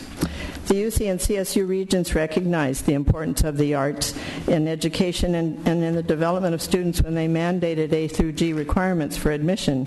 Are we going to deny whole communities of students access to classes that meet the arts requirement? Limited resources must be used to maximum efficiency, and there's the efficiency part of this. The central administration of elementary instrumental music through the VAPA department is the most cost-effective way to reach all of the elementary schools. And I have the formulas of what it costs through VAPA with a combination of corps of teachers as opposed to having each individual site trying to assign teachers. I'll just skip to the end. For the past 3 years, all of the elementary principals have requested instrumental music teachers. There hasn't been one school that didn't want the music program. It is now unacceptable to ask the principals to choose between essential services we know are absolutely essential for their survival and core curriculums such as music. The district has a responsibility to follow the California Education Code and to provide all students with equal access to music and the other arts. The Visual and Performing Arts Department is the most economical and efficient vehicle for accomplishing this goal. Thank you to you all. Thank you. See you soon. Thanks, Anne Marie. Okay, so Superintendent, do you need an action on this item tonight, or is this? No. Yes, we do. Yes, we do. Yeah. I would move to F3. F2. F2. Yes. F2, I think. Yes, just a concurrence that. Can we move to approve all three of these, F2, 3, and 4? Do we need reports on them? Sure. Well, that's my motion. Okay, we've got a motion to approve as a group F2, F3, and F4. Second. And a second. Ms. Jackson, do you want to comment on that? Well, I need to have clarification as to why we're asking for waivers. Okay. Ron? The waiver for the SARC is one that's based on the fact that the California Department of Education is not providing a service this year that it typically does. So there's legislation that requires us to post our SARCs by February 1st. In the fall, typically the CDE publishes a SARC template in which it incorporates data from across the state. It includes teacher experience, among other data elements. They're not doing that this year, so the State Board of Education has essentially granted districts an extra 2 months to develop the data analysis and generation processes for themselves in order to populate the data into the SARCs. So that's the reason that this the SARC template, or pardon me, a waiver is available to us. Okay. I was going to say we normally don't have it. Okay. And then did you want to comment on the waiver request for F4 as well? Is that part of your question? For F4, there are two components to that waiver, and really these are just contingencies. The first one is a waiver of the 14-day notification policy that is required for program improvement status, and that is supposed to be done according to federal law 14 days prior to the start of the school year. In California, in the past couple of years, we have not received notification from CDE until the middle of September, essentially 2 weeks after our school year has already begun. So again, this is just a matter of some data cleanup or process cleanup, if you will. The second part of that waiver is probably not going to be implemented either. It is one that would enable us to provide the free tutoring or supplemental educational services to students at schools in year one of program improvement. Typically, this year we have some changes in what's happening with transportation. That's not settled at this point. And we also actually have probably more students wanting services from years 2 through 5 schools that will not get services because of the funding limitations. So I don't anticipate necessarily that we'll have this in place, but given there's some uncertainty, we've just included that waiver. So are you saying that for the SES providers, we're not able to meet our goals because of transportation? You're asking for a waiver because we're not able to meet our goals? I'm saying that if we met all of our transportation needs next fall that were in place, or for the demand that was there, and we met the SES demand for years 2 through 5 schools, this would enable us to offer the SES at year 1 schools should there be extra funding available. Okay, thank you. Okay, we've got a motion and a second to approve items F2, F3, and F4. Please vote. Okay, great. Can we get a motion to approve item G1? Move approval. Okay, please vote. Okay, item H1, Dr. Evans. Okay, well, we've been talking some about money and budgets, and it's an ongoing issue. And just to kind of take you back a little bit historically, in November we had on the ballot a Proposition J, which obviously we would be very happy right now if we had passed it because we'd have $50 million more to work with than we currently have. That proposition asked each property owner in San Diego to contribute $98 per parcel. And at a time when it was very difficult to get people to pass taxes, we actually had a majority of the San Diego taxpayers, about 51%, who did approve that. However, it required a 2/3 vote, so we do not have that money. Since that time, I've had some people ask me, I was willing to contribute this $98 to our schools over each of the next 5 years. How can I do that at this point? Because we did have a majority of the taxpayers saying we want to support our public schools. So what I'm bringing up today is the idea of how we can accomplish this in the board in terms of a voluntary contribution by the property owners in San Diego of basically the same formula, $98 per single-family residence, $60 per apartment or condo, and $450 for businesses. What I'm asking us in terms of this discussion with the board is to ask to direct the staff to come up with a means to develop a fund in which we could collect this money on a tax deductible basis. And first of all, we're a united, diverse district. The point of these funds is to serve all of the schools of the San Diego Unified School District. Now, realistically, this fund is not going to do as much as a compulsory tax would do. Obviously, it's a lot easier to include it in your check that goes to the county and not really think about it. But the original fund would have done a lot to protect class sizes, to protect teachers in math and science and English and some technology components. We're not able to do that, but one thing that we certainly can do with this level of funds is help with the very limited school supplies that all of our schools are facing. And just to do a little rough math, if about 10,000 San Diegans contributed in this, we would raise $1 million for school supplies for our schools. And the idea is that it would be equitably and equally distributed throughout the district to all of our schools. So the first part I wanted to discuss was the idea of finding a way that we can do this very quickly so people can begin right away contributing the $98 and do that over the course of the next 6 months so that we would have this fund available at the start of the school year next year in 2011-12. And then at the same time, there's another issue which we've thought about for a long time and talked about but haven't really taken on, which is the development of a San Diego Fund for Public Education, a foundation which would be supporting the programs of the district. It takes more time as opposed to this emergency fund I'm talking about to set up properly this particular fund. But it could have a lot of different categories in terms of types of things that people would like to contribute, whether it was programs in outdoor education or if it was for arts programs, and I'm not talking about the core curriculum arts, but additional programs.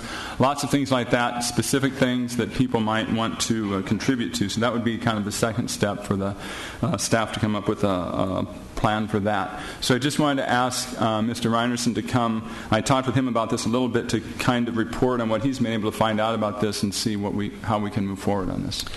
Thank you, Dr. Evans and members of the board. We appreciate the initiative that Dr. Evans is showing on this. As my report to the board shows, we have the basic framework for doing a district foundation. That's something that would live outside the district with a separate board, and we can move forward with that, but that's going to take time. And what Dr. Evans is proposing is there something we can set up quickly. I was able to contact the San Diego Foundation, Mrs. Adrienne Vargas, who has been very, very helpful to me in the past on projects like this. And she expressed a willingness to sit down with Dr. Evans and I and talk about setting up a fund that they would administer that would utilize an advisory board of maybe one or two members of your board, maybe some of the senior staff, where we could start taking in contributions immediately, and the fiscal agent would be the San Diego Foundation. And the advisory board could then say, as Dr. Evans proposed, that these funds would then be granted back to schools for supplies or whatever. We would have to build up that fund and build up an amount. They would charge 1.5% annually for there, which is very, very reasonable for the management of a nonprofit fund. Of course, you all are familiar with the San Diego Foundation. They have hundreds of millions of dollars under their purview, many, many different funds, and according to Mrs. Vargas, would be interested in sitting down and talking to us. So if the board wants to move forward quickly with this, I think that's the quickest way to do it, is for us to approach the San Diego Foundation. I would suggest that you ask Mr. Evans and I to go meet with Ms. Vargas to begin setting that up and see how we can do that quickly. I would certainly support that initiative. I don't know if board members have any thoughts or comments. Ms. Jackson. I appreciate the conversation, and we've kind of alluded to this in the past. And the question becomes, number one, ensuring that the funds are gathered and people know that they're giving and they're going to be shared with all the schools in the Unified School District. People have approached us before about having a district-wide foundation and then said, but I want my money to go to a specific school, and so I can't support that. The other concern that I have is that while I understand that the foundation has lots of umbrellas under them, there are other large nonprofits as well that we can go under if we wanted to go under immediately. And so the question would be, how do we decide that in a fair way? We don't want to appear that we're just going with somebody that we know. We're supposed to be open and transparent, and so we need to do, if we're going to, rather than going down the process of getting our own and working on our own, if we're going to do it quicker, we need to decide as a board how we want to approach it, because I really don't feel comfortable saying I'm just going with someone because they volunteered or they know, because what's going to happen is people watching us, they're not going to call us tomorrow and say, guess what? You know, we're open to you coming to talk to us too. So we need to decide if we want to interview 4 or 5 of these particular agencies, and out of that 5, 4 or 5, and we'll pick the one that we want to based upon some criteria. But I feel kind of hesitant just saying, here's the one that we know of, and we're going to go with that one right now. Mr. Barnett? Just a question, and if someone wants to write a check or give cash to we discourage cash, by the way, to the school district tomorrow, and if they write a check to the San Diego Unified School District, that's not a tax deduction? It's giving money to a public entity for either a business or an individual? I mean, you have to set up a foundation. Well, the foundation clearly provides the tax benefit. I'm not, able to give IRS advice about donations to public agencies, but I think a lot of donors prefer to give to a charity. I don't know if Mr. Little has any comments about that. I would simply reiterate what Mr. Reinerson said. If we were to receive a donation from a taxpayer, we would simply acknowledge the donation and give them our federal ID tax number, let them know that we're a tax-exempt agency, but they should consult their tax advisor with respect to tax deductibility.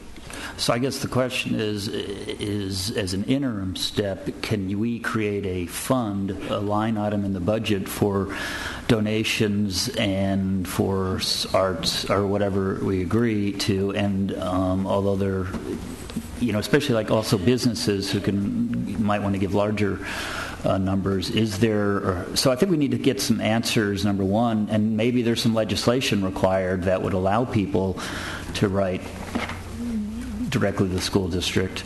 But on the issue of a foundation, I'm not averse to it, and it's a good idea, and the San Diego Foundation is certainly the biggest umbrella of all, probably hundreds and hundreds of smaller foundations in the city as well. Yeah.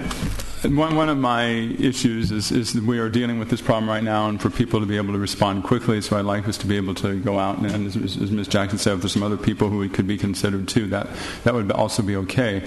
But to find an organization that would be willing to take this on, I think for even adding on to staff time in terms of trying to set up a fund and making sure that it's all properly legally tax deductible might be a little bit of a burden, but if not, that would be another way to do it.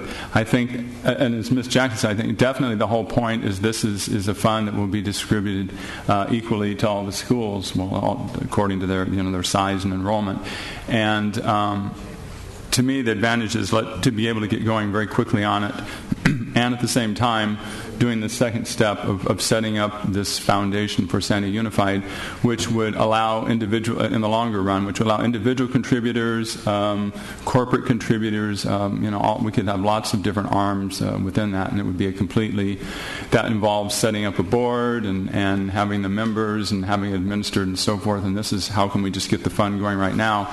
And to be very specific with the people, I know people can probably send money to the IRS for the national debt too, but people probably don't get a very good feeling about it, and so there's this district which is short millions of dollars. They may feel like it's a drop in the bucket, but if they kind of see there's a separate fund and I'm contributing $98 and that's grown to $40,000, $50,000, $200,000, I think there's a more positive feeling when they're contributing. Yeah, I think people in the community are asking for this. I think there's a demand. So it sounds like what we're doing is, Dr. Evans, we're asking you to work with Bernie in sitting down with the San Diego Foundation, maybe looking at some other potential groups that could work with us, and coming back with a plan, including a plan how we would get the word out, how we would.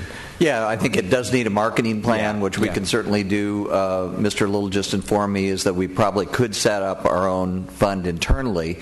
The advantage of that would be we wouldn't have the cost to administer the fund. We just need to look from a marketing point of view and a tax deductibility point of view. Do we have an advantage by going with an established 501c3 like San Diego Foundation to tell donors you're giving to a foundation that's supporting these goals, and kind of weigh those two options. So I'll be happy to work with Dr. Evans to look at those options, look at the nonprofit San Diego Foundation option and the internal option, and get this thing rolling as quickly as we can. Right. Great. Thanks. This is on as an information item tonight. So it's basically consensus to direct the staff to work on this, and we'll bring it back. All right. Well, thank you, Dr. Evans, for moving this. Great. Okay, let's move on to now this item I-1, and this is the ICOC committee. So, Superintendent Coba. Yes, thank you, President Barrera. Some time ago, the staff discussed with the board the review, validation of ICOC roles, responsibilities, and the process for maintaining that board advisory committee, and the research has been done. We've had some discussions with the ICOC. Our legal staff, led by Andra Donovan, has been doing the examination. I'd like to ask her to brief the board on where we are at this point.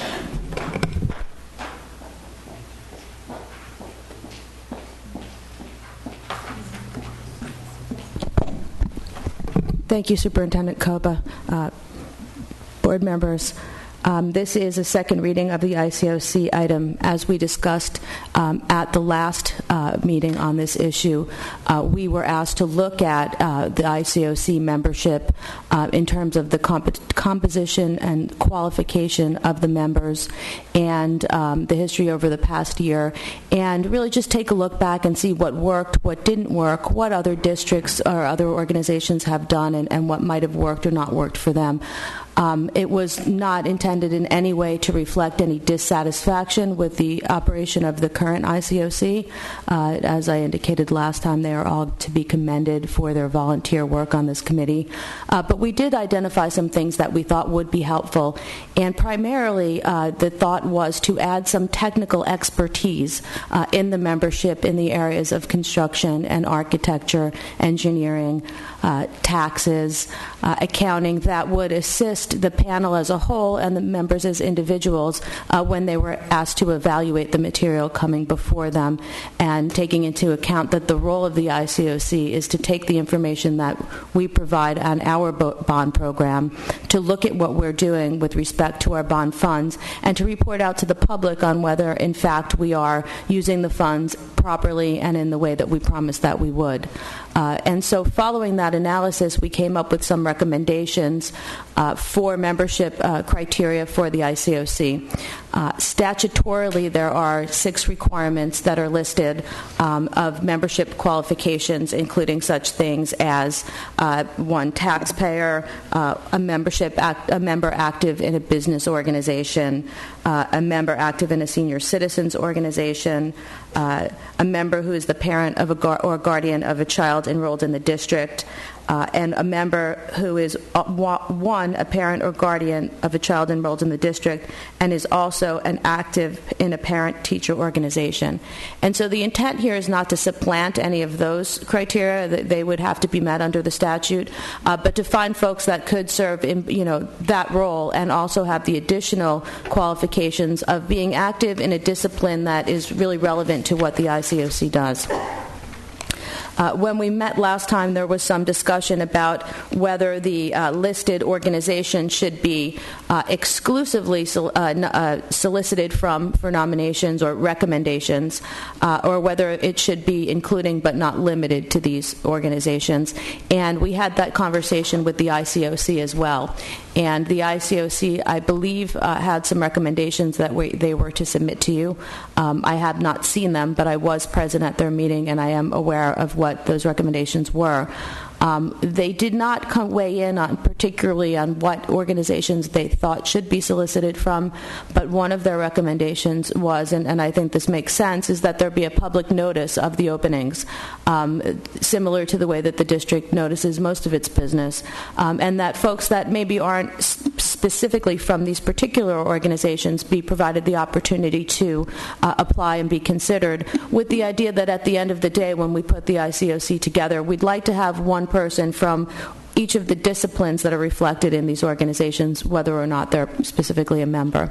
And so we're back here today with the recommendation to the board that the item be approved with the qualification that rather than the ICOC members be selected only from the 1 each from the 8 the 8 organizations listed, they be included but not limited to those agencies, again with the organization, with the thought that we would have the respective experience on the committee but not really have the membership be the criteria for selection. Okay, board member comments or questions? Yeah. There are various attachments, and we have the current bylaws, which were approved by the board in June of 2008, I believe. I believe they're dated then, and I believe that's attachment D in the packet. And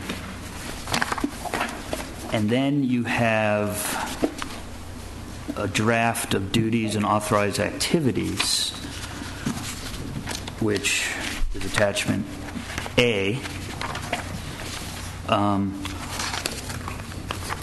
Is there a revised bylaw document? I see And if there is, I saw mention of, or is that attachment?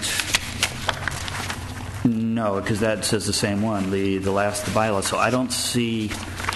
I see you mentioning of changes to the bylaws, for instance, removing the requirement that one of them have previously been on the ICOC and then adding these other aspects. So is it fair to say that we take the existing bylaws, attachment D, and then the language in the staff report is what you're recommending adding, as well as the duties and authorized activities? Correct. And the duties and authorized activities would be, it's a recommendation for a board resolution adopting those, and they're really a restatement of what's in the statutes already, but an adoption by the board and a recognition of that is the appropriate role of the ICOC.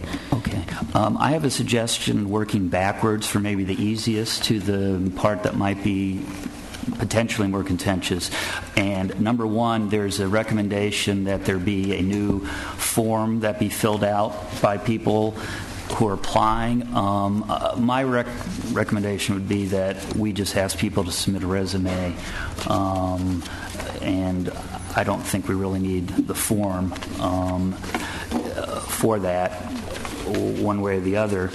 I have no problem, and I don't believe anyone would have any problem with the duties and authorized activities of the committee, which is attachment A, because it doesn't discuss the composition of the committee. It just clarifies what their role is. Or I should say, I would recommend supporting that as an amendment to the bylaws. I would agree that whatever other changes we do or don't make, that we don't need to specify a member of Prop MM now, because time has elapsed, that it's probably not as relevant now. And that doesn't get into the issue of the composition. I guess I'd just make one comment. Obviously, a lot of time's elapsed since Prop MM, which I had the opportunity to be the first chair of, and was really the second oversight committee in the state of California, because that was before Prop 39. We built $1.5 billion worth of projects, plus state money, 12 or 13 new schools. And we didn't have any articles in the newspaper about a Belmont cost overruns like LA did, or those types of issues. We had a committee that was diverse and had appointments from various organizations based on skills. And I say, as someone who was not an architect, was not an engineer, was not a CPA, not a member of a labor organization, having those skills definitely brought some expertise to the discussions. That doesn't mean that the average citizen, if you didn't designate those organizations, that there can't be citizens with those skills. And in fact, we have citizens on the ICOC now with a variety of skills and abilities. So I guess I would say I'm sympathetic to the staff's recommendations, because I believe it worked effectively, and we had a lot of controversial issues, and there was not disharmony, and we were on time, pretty much on time and on budget, and on the project. I understand there may be others who disagree. So what I would do is I'll make a motion of the first items and recommend that we approve attachment A, which is the duties and responsibilities, that we add and that we amend attachment D, which is the bylaws, to eliminate the item number 7, which is a requirement of one member of MM. And I don't know that I need a motion for this, but I do not. I would specifically recommend as part of the motion that we do not require the checklist per se, but just a resume. So basically, right now the motion isn't changing anything except to add these duties and responsibilities, to not support the staff recommendation for the form and to pull item number 7 from the bylaws. And otherwise, and that's the motion, it doesn't make any other change. I would second that. Yeah. To what's being proposed. So implicit in your motion, Mr. Barnett, is in addition to the specific items you've called out, the process for appointing members of the ICOC would remain as is, because you're not offering any change. Unless there's another separate motion separately. Okay. That's correct. Okay. Right. So we've got a motion and a second. Any discussion? Yeah, Mr. Beiser? What's item number 7? Attachment D, and that is the item that says one member of Proposition MM ICOC should have served as a member of the Prop MM Oversight Committee, which we do have on there, and that doesn't mean that person who's there, whom I actually have great personal regard for and would wish he would continue. Is that item number 7, subcommittees A, establishment, B, membership? It's actually 5, sub-item 7, yeah. So to remove that item. Which sub-item 7? It's membership. It's under membership, which is item 5 on attachment D, page 2 of 7. Because there's lots of sub-7s. Right. And then it's membership. It's under membership, and it's to remove item 7. Does everyone looking at the same attachment, or we have different numbers? My attachment. Oh, here it is. Yours have different. Pull it up. Oh, wait a minute. No, wait.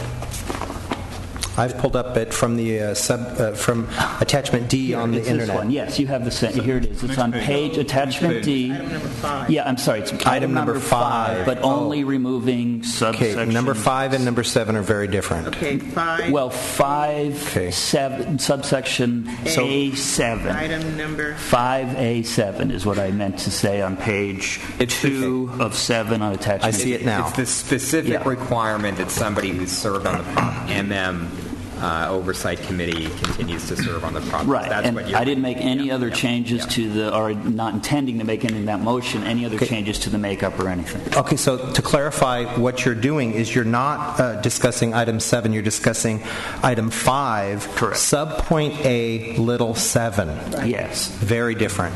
Yes. Thank you. You math teachers and your numbers, you know? 7, yes, 5, it does. 3. It makes for better policy.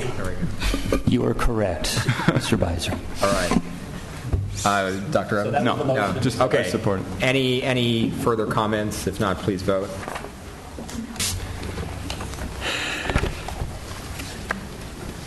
You going to vote, Mr. Beiser?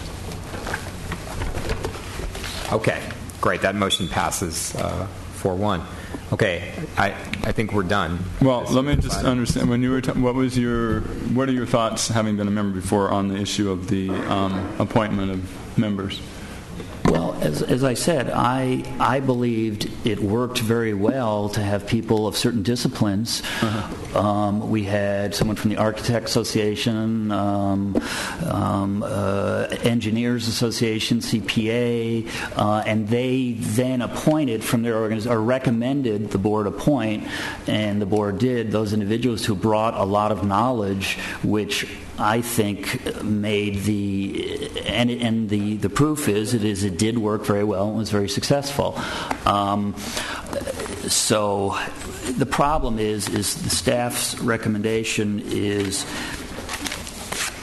I'm trying to use a generous word that doesn't require me to give out a black band, somewhat convoluted, and it has a lot of moving parts to it. So, we could spend a lot of time getting into it, and my view is at this point, I just want to move on, unless someone else has a desire to support. Just so I understand, so if we go by the default, and we have 8 members who need to be appointed. What would be the process for appointing those 8 members? What's in the bylaws right now? Which states? Well, it states whatever you did last time, 2 years ago. Whatever you did last time is the same procedure. The current policy is that each board member appoints 2 people to the ICOC committee within the guidelines what's required by Prop 39. I think what the staff is saying is that in addition to those 5 criteria, we should consider criteria that we have as far as expertise as well. So whereas initially what the board did was that we put those 5 we had criteria in a bowl or whatever, and each board member picked a one, and then they had to nominate somebody with that particular area. I would say now, if we are going to say that we're going to use, which is the policy that we have now, if the staff recommendation to us is to include people from those categories listed in their presentation, that we pick one from those, and then we try to make sure that we meet that criteria as well. But I guess the basic premise is that right now, the board is the one who picks the people who are on the ICOC committee, versus in this item here is saying that the staff will do all the interviewing and they will pick and then we'll just approve. If I could clarify, the recommendation is that applications be solicited and reviewed, and then based on the number of applications and the board desire, the board could look at all the applications, or they could be screened first for pre-qualification, and then all appointments would go to the full board rather than having nominations from board members. The board as a whole would vote on each applicant. And with respect to the 2 per board member, with the deletion of the requirement that one be from Prop MM, we need to figure out how that 11th person is going to be appointed.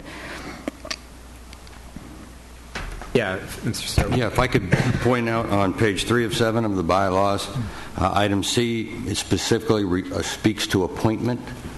And what it says is members of the committee shall be appointed by a majority vote of the board at a regularly scheduled, properly noticed public meeting through an appointment process developed by the board. Right, that's in the current bylaws, and the motion didn't change that. But it says through an appointment process developed by the board, so we would need an appointment process developed by the board. Okay. In order to, it doesn't talk about 2 or 1 or how any it would be done. It just says they have to be appointed by a majority vote of the board, and it has to be done through an appointment process developed by the board. Okay. So we currently have an appointment process developed by the board. And this is what Ms. Jackson just went over. So the current process is that 10 of the 11 board member ICOC committee members would be appointed through a process where each of the 5 school board members would nominate 2 members of the committee. That each of the 5 of us, one of those nominations would be an at-large nomination. The other nomination for each of the 5 of us would come from one of those categories that Ms. Donovan laid out.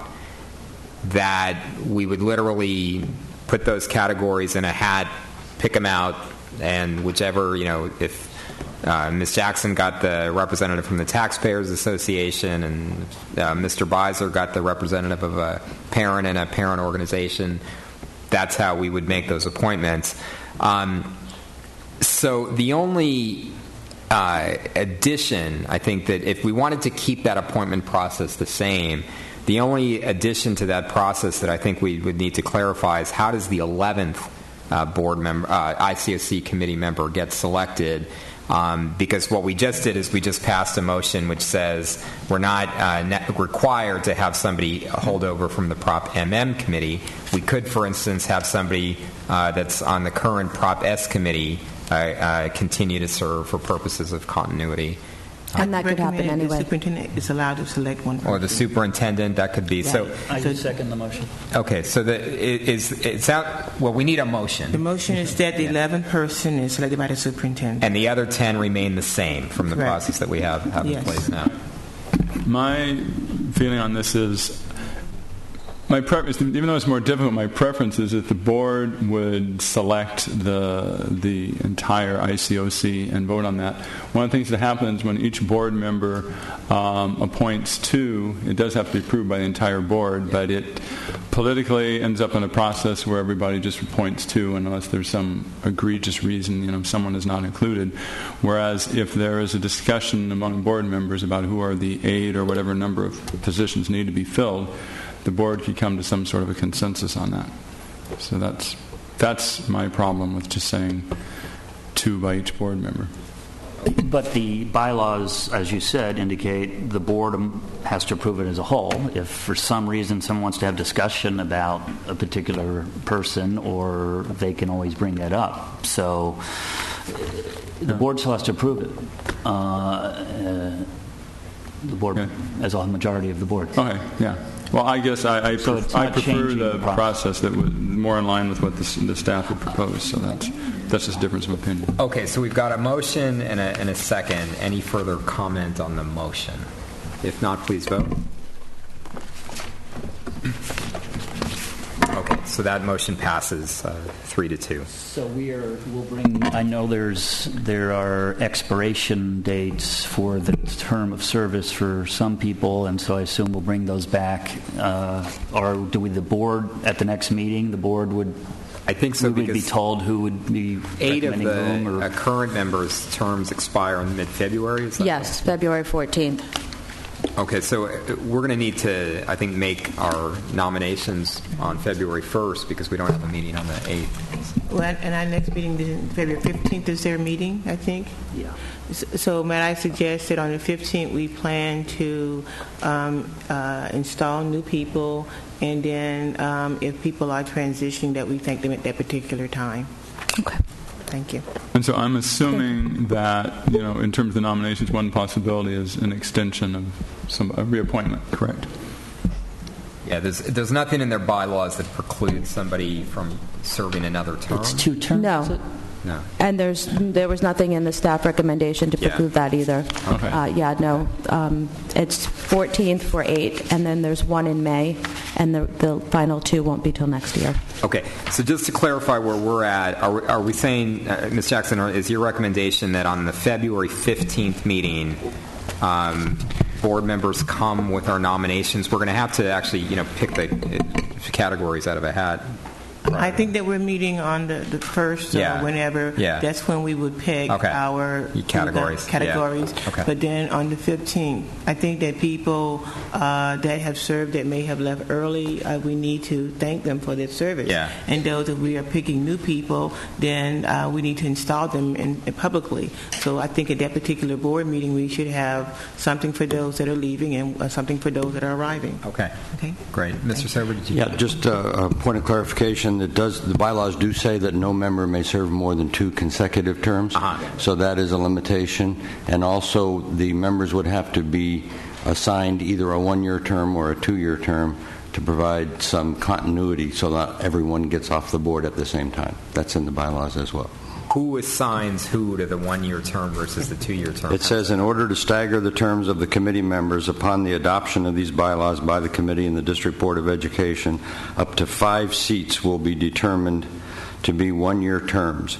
First by those who volunteer to resign from the OC at the end of 1 year, and the remainder by those who voluntarily participate in a lottery to determine any other 1-year term. So those are your limitations, no more than 2 consecutively, and some 1, some 2. But just to clarify, so at this point, are we appointing 8? We're only appointing 8. So we have 3 already that are Correct. Essentially staggered. That's correct. That is the other 3 have terms that expire in April, May, June, and going on because they filled other people's terms. So it's not the year difference. It's just if I could jump in, there's 2. Mr. Spathis expires. His term expires. In May of this year, and then Mr. Alvin and Ms. Schote are March and July of next year, respectively. And we did undergo that process to attempt to get staggered terms this past year, and we didn't get very far, but we do have at least 2. Yes. President Barrera, let me clarify. If the board were to pick on the 1st of February for the type of position they're going to fill and come back with a recommendation on the 15th, right? Do you want to draw in a lottery fashion whether you're picking for a 1-year or 2-year term on the 1st of February as well? No, I understood what Phil just read. The request that is considered here? Well, I understood that the process is actually defined in terms of how ICSC members serve a 1-year or a 2-year term. Right. They either volunteer for it or there's a lottery that determines. Okay. Yeah. And the statute specifies that they're 2-year terms. That was something that was initiated it was supposed to be initiated last year in order to create staggered terms on a going forward basis. So they could, I suppose, volunteer to have a 1-year term, but that was supposed to be last year. Okay. Superintendent, anything further on this item? No, I think we have direction from the board. Okay. Thank you. Okay, thank you. Okay, let's move on to item I2. This is operational expectation 1, or global operational expectation. Right, and this is also Andra up here at the podium. This is the global operational expectation for our coherent governance model. This is the one that essentially is the umbrella or the overarching expectation that we, in fact, will take into effect all practices, activities, decisions, organizational conditions such that will ensure that the operation of the district meets the issues of ethical, safe, prudent, consistent board policy and protection of the governance of the district. Pretty broad-based, and that's why it's both OE1 and labeled global. And we've asked Council to be the champion for this one, and I'd like to turn it over to Andra now. Thank you, Superintendent Koba, board members. As Superintendent Koba indicated, this is the global overarching OE that looks at whether the superintendent has taken reasonable measures to ensure that the practices, activities, decisions, and organizational conditions of the district are lawful, ethical, safe, respectful, prudent, consistent with board policy, and protect the organization's public image and credibility. And in evaluating compliance, the standard that's been set by the board is substantial compliance.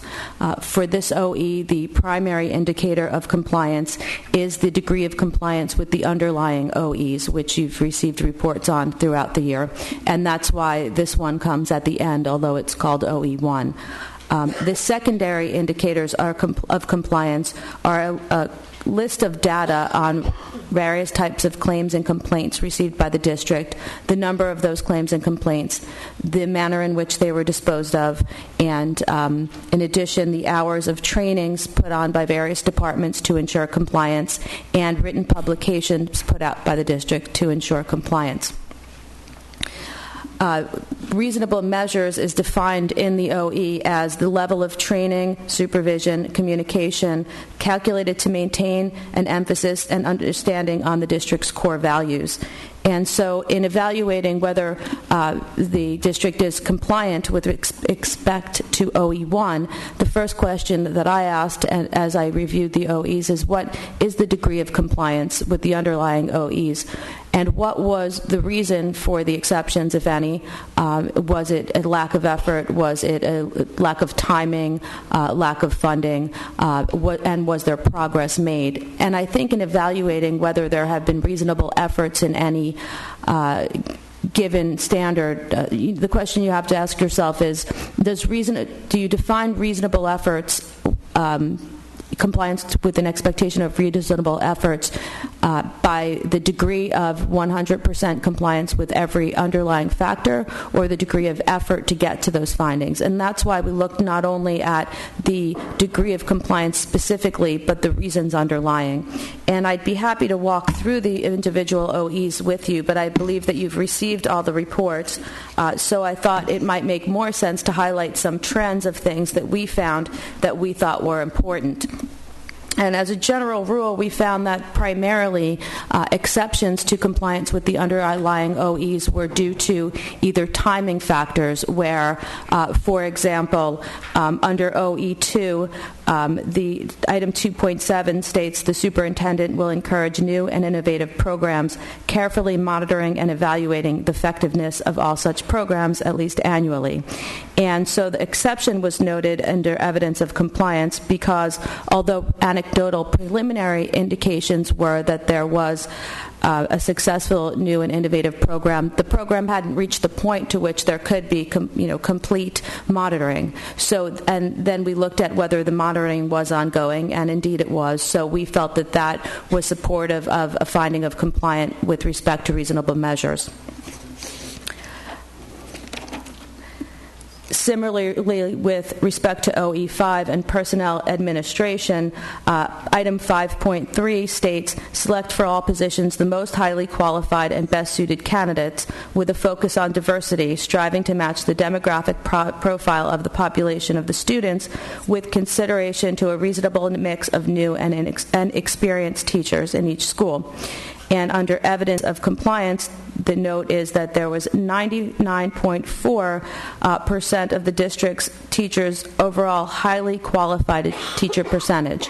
So again, we're not at 100%, but steps are being taken to get there, and the report goes on to discuss the trainings and other efforts that are being made to reach full compliance.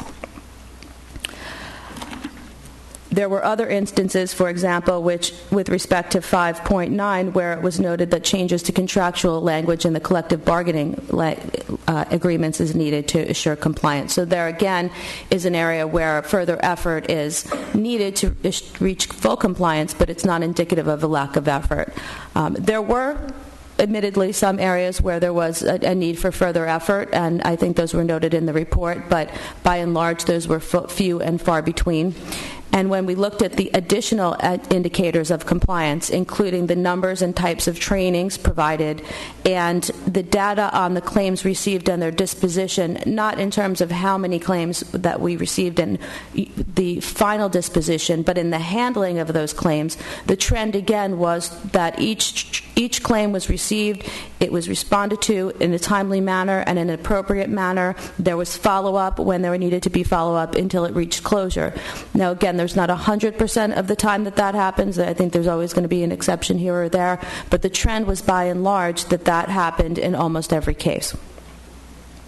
Some of the highlights of training by the departments that I think are important to notice. Mr. Rohde was here a few minutes ago speaking to you from the Office of Accountability, and one of their focuses is on securing the integrity of the testing and monitoring data.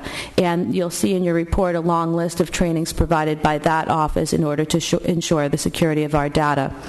Our Internal Audits and Investigations Department recently put together a training on ASB funds handling. That is now mandatory for all folks that are handling ASB funds to assure that they are handling those funds, accounting for those funds appropriately. School police indicated they put in at least 400 hours of training in the past year. Food services similarly was 350 to 400 hours. Safety again at about 400 hours. And transportation reported 1,375 hours in training. In legal services, we provide annual sexual harassment training as required under the statutes. We have put on numbers of trainings on the free school guarantee and the illegal fees issues, and we have put on trainings over the course of the year on the conduct of investigations to ensure that when we receive a complaint of improper conduct, it's appropriately investigated and the results of those investigations are useful. I could detail some of the highlights of the written material and the... let me just first see if we get a motion in a second to approve OE1 as... Second. Okay. And do we have any comments or questions from the board? Yes, I can approve this. I can put compliance with no exceptions. And the reason for that is what you said when you first started, and that was that this is a compilation of all of our OEs, and all of our OEs weren't in compliance. If they all were, then I'd be happy to say we're in compliance. But what they were, those and some of the companies you mentioned, that were not in compliance. So to me, by saying that on this particular item we're in compliance means that all of those noted exceptions that we had before were just flukes, and I don't believe they were. So I will not be supporting this particular motion. Thank you. I think what you've been going through, Ms. Sonovan, is despite the fact that with some operational expectations we're compliant with exceptions, that basically the district is making a reasonable and ethical effort to correct those exceptions, and therefore that's why you're recommending. That is the basis for my recommendation. I would say beyond reasonable, but extensive efforts to ensure compliance with OE1. And I believe that the measurement between compliance with the other OEs and OE1 is not simply the degree of compliance with the underlying OEs, but the degree of effort to get to compliance and to be responsive to the findings of noncompliance. I don't want to take out one of them black little things over there, but, we are nowhere near the diversity that we need for our staff. We just aren't. And saying that we're making this concerted effort, maybe somebody's making an effort, but we're not seeing it. Okay, when it comes to contracting, the same thing. When it comes to evaluation of staff, the same thing. So, this global expectation is saying, when you read the top of it, that we are lawful, ethical, safe, respectful, prudent, consistent. So those words are the words that making me say, well, yes, in many of the instances we are compliant, but I think we have noted exceptions. And so again, I reiterate that if we were a perfect district, I'm there for compliance, but we're not a perfect district, and we will always have some noted items that we need to take care of. Okay, any further questions or comments on this item? Okay, if not, please vote.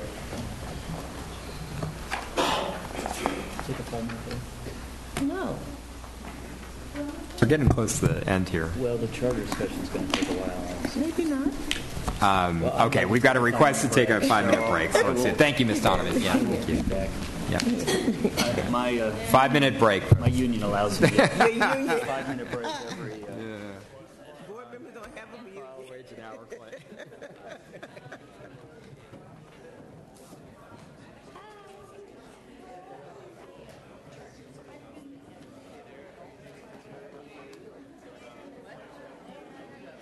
If we have a break,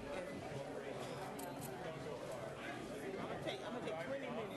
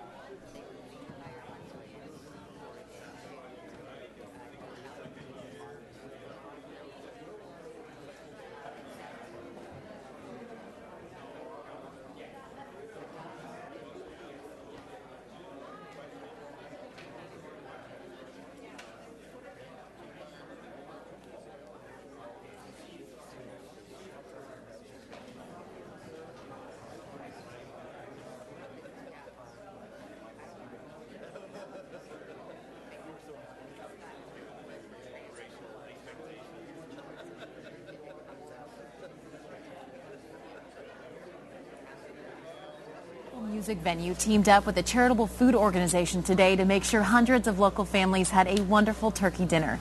KUSI's Ed Linderman has the story.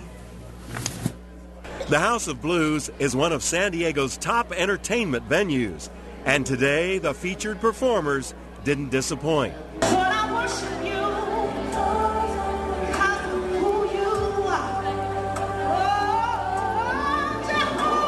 But on Thanksgiving, the music is simply an accompaniment to this. Turkey and all the fixins. And notice the dinner guests. Families, hundreds of them. The House of Blues has been doing this for 6 years. This is the second year it's teamed up with the charitable food organization Feeding America San Diego and San Diego City Schools. The school district identified the families in need, including this one. Say hello to the 8 members of the McDonald family. Family's everything. That's what life is about, is family. Dad Robert, Mom Antonia, their 5 children, and 1 granddaughter. This is a family that has a lot to be thankful for. You see, in the mid-'90s, Robert and Antonia met on the street. Both were homeless. Robert had a drug problem. Antonia had just crossed into this country illegally. Today, Robert has a good job, and Antonia has just gotten legal status. The couple's children certainly appreciate the hardships their parents have gone through. They've seen it. They've seen the growth from being able to come from the streets into where we're at now. And, especially with my wife being a new immigrant, they've seen that growth where she wasn't supposed to be here legally. Now she's here legally. It doesn't get any better than that. As Feeding America's Tim Nye told me, it's about taking care of each other. That we look to our neighbor, to our family, and that we all come together. And this is a wonderful event for me. Like, where else would I want to be than here with these folks coming together and serving the community like this? Oh, by the way, dinner isn't over yet. A surprise for every family. As everybody was leaving, they were directed to a truck filled with turkeys, thanks to the Rose Foundation. For the McDonald's and hundreds of other families, Thanksgiving's going to last a while longer. In downtown Ed Linderman, KUSI News. A local kindergarten teacher won big today. Patty Steele, a teacher at Paradise Hills Elementary School, was one of 10 winners of the Horace Mann Company's Win-Win Sweepstakes. The sweepstakes was for educators across the country. Half of the total award amount was given to the prize winner. The other half was donated to a nonprofit education-related organization. Steele received $1,000, and the other $1,000 went to the school. We're trying to get up to date with everything. We have a great computer lab, and we're trying to get some more things in the classroom so we can be up to snuff with the rest of the world. After this week, we are going Steele and Paradise Hills Elementary received their award in a special assembly at the school this morning. San Diego High School now has a new culinary arts facility. The dedication and ribbon-cutting ceremony was held today for that building. It was built in part with funds from the voter-approved Proposition S. The new kitchen provides an upgraded space for students to prepare for a career in culinary arts. We're able to teach all aspects of the industry with this kitchen. We're able to teach everything from cost analysis to the actual production on professional equipment. This kitchen's nicer than lots of kitchens in San Diego, and lots of restaurants would be jealous of this kitchen. So we're really excited about it. San Diego High School was divided into 6 thematic schools in 2004 thanks to funding from the Bill and Melinda Gates Foundation. Each school provides students with a smaller learning environment that focuses on enhancing student engagement. Well, they've been open for several months, but today, a formal dedication for the 3 new state-of-the-art facilities at San Diego High School. The 3 complexes cost more than $5.5 million and were funded by the passage of Proposition S 2 years ago. They provide space for the college, career, and technical education programs at San Diego High School. What we are doing by opening up these facilities is bringing a dream come true, to bring reality to our kids, to bring something that they will take away from San Diego High School back into the community, back into the region. 900 students are served by the 3 programs, which teach culinary arts, management, finance, and business, and of course, broadcast and multimedia productions. Smile, all right. A ribbon-cutting ceremony was held today at San Diego High School dedicating the brand-new state-of-the-art culinary arts facility. The professional kitchen is designed to teach all aspects of the industry, from cost analysis to food production. The new kitchen is paid for with money from Proposition S, which gave $5.6 million to the school to upgrade the old facilities. We had a kitchen here before. It had some electric ranges that were definitely outdated, a lot of equipment that was put together over the years, some outdated equipment. We made do with it. We did some catering events with it, but this is just hands down better, and we're able to do a lot more with it. There is also a new finance and business program on campus, as well as a high-definition multimedia production center. Más de $6 millones han sido invertidos en la preparatoria San Diego, una de las más antiguas de la región. El resultado, nueva cocina industrial y laboratorios para alumnos del programa de artes culinarias y hospitalidad. También se inauguró el nuevo estudio de televisión para los jóvenes interesados en las telecomunicaciones, esto con una inversión de más de $3 millones. Son unas oportunidades enormes para nuestros estudiantes para prepararlos para este campo, no nomás de video, pero también como noticieros.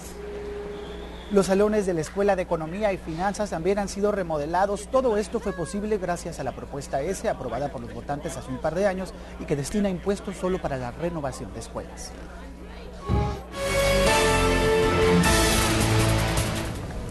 Well, they call him Wapo, good looking, and he remembers each and every one of their names, students past and present.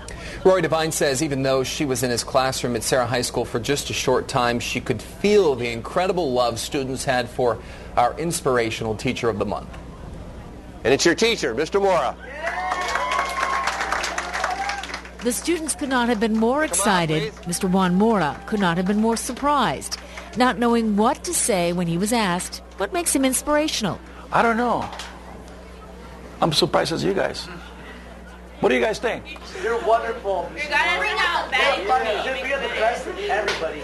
The best, as indicated by his numerous awards. This Spanish teacher has been named Who's Who among American teachers and Teacher of the Year, just to name 2. A long way for someone who was abandoned at 5 years old, grew up homeless on the streets of Mexico, and later worked with Cesar Chavez for the rights of farm workers. His past is definitely inspiring to me because you see what he's accomplished in the past, and you know that you can do it because you have better resources and stuff. His students clearly love him and respect him. Instead of just telling us to pretty much just look at the book, he'll kind of do a one-on-one with us. He has a really genuine love for his students in general. They say he accepts no excuses, is demanding.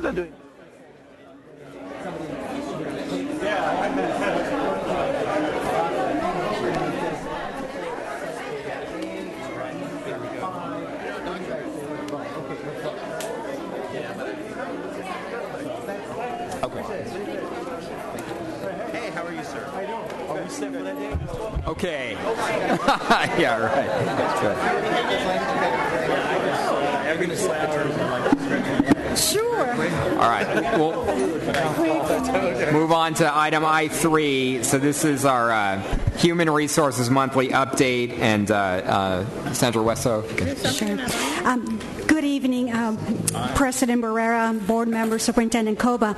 This monthly report from Human Resources provides an update in terms of the first graph, how many employees we currently have in monthly salaried positions. As of December 31st, we have 15,126 employees. Breaking it down into the two classifications of certificated and classified, we have 7,863 members in the certificated units and 7,263 in the classified.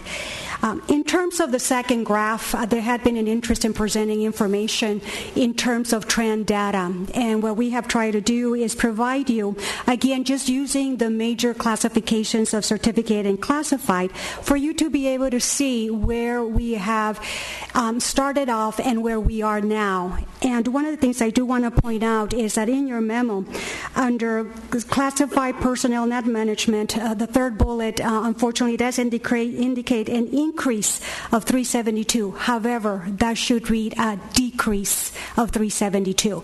So this information is what's reflected in the two graphs that you have received. Now, in terms of an update of where we are with newly hired employees, up to December 31st, you can see that between July 1, we have hired 480 employees. The majority have been in terms of classroom assignments. We do continue to hire in the classified ranks based on critical needs as they are determined by the sites, and these are also vetted through the deputy superintendents. With that, if there are any questions, we can certainly answer those. Board members, any questions or comments on the monthly HR report? If not, thank you. Thank you, Senator. Okay. Okay, yeah, that was your question. Yeah, right. Okay, on to item I4, and this is the preliminary proposals for the charter schools. We've got a motion. Do we have a second? Excuse me, President Barrera. There's two parts to the monthly update. One is the HR, the other is the financial. Finance, yeah.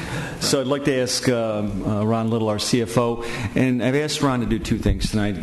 Do the monthly update, and then because he has been at the workshop dealing with the governor's proposed budget, along with some of his staff, I'd like to ask him to also comment on that. Absolutely. Thank you. Thank you. Good evening, board members. In the interest of time, I'll try to keep this brief and just sort of point out the highlights of each slide. By now, you've seen sort of the format we've been using for the monthly updates. So this monthly update will take us through the end of December, which is the first 6 months of the year. So the first slide is simply the general fund unrestricted remaining balance, and as we would expect, the reserve levels continue to grow as we spend down our expenditures, our budgeted expenditures. Compared to last year, we are right on target. We still have the negative certificated salaries, and we still have yet to make the unrestricted salary transfers to the restricted at the site level, and once that's done, that will clear up the negative. Restricted, again, we have a negative expenditure. Again, these are services that are provided by transportation and PPO that are budgeted into restricted and, of course, are either billed back or transferred later to other funds. And so that will be cleared up in the next couple months, and certainly by second interim. This trend, as we announce each year, shows that for the year, we are right on track with year-over-year comparison, spending at a slower spend rate than we did last year in the unrestricted, which we have really made a concerted effort to. There's some caution around spending unrestricted dollars, of course, given the budget, and a greater reliance on categorical funding, which is what we want sites to spend. And this slide shows the increased spending rate on the categorical side. So we continue to spend that quicker this year than last year. Let's see. This is our watch list. I won't go through this list verbatim tonight. We will update this with a little bit more detail, certainly on February 10th, and in even more detail on at the second interim report in March. We are working at some steps to mitigate some of these. We continue to work with special ed in terms of analyzing the current year budget to see if there's any savings in terms of vacancies, et cetera, that we can look at there. We continue to look at our RF funding and what we're spending there to see if there's anything we can use to offset some of these potential concerns. And we continue to look at vacancies, and we'll have that report also for you by February 10th. Moving quickly to the governor's budget, I think by now everyone knows the big ideas that are in his budget. As just to reiterate, the budget, the governor is facing the largest deficit in the history of the United States any state has ever faced. And so even though economic indicators suggest that the economy has turned up for the better, UCLA and others, LAO, are suggesting that it's going to take another year to recover. So full recovery is now pushed back to 2016, as we know. So as the governor says, to balance next year's budget, we're going to have to cut, we're going to have to extend taxes, and we're going to have to perhaps borrow a little bit to get through next year.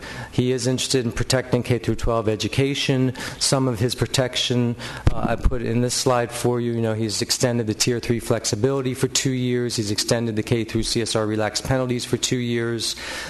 He's maintained categorical funding for the most part, fully funding special ed growth. He's proposing to move some money from Prop 63 to offset some of the impacts of AB 3632, the mental health services that school districts must now provide since county health is not providing those, and we'll give you more of that certainly at second interim.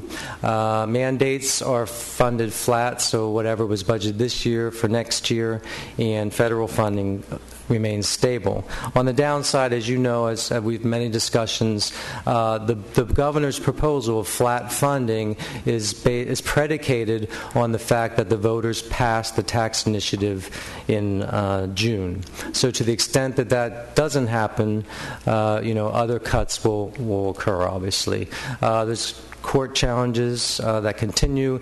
The Prop 63 shifting of funds that I mentioned earlier requires a 2/3 vote of the legislature. That'll be challenging. We're not sure about the economy, of course, and increased deferrals are a real concern to our district.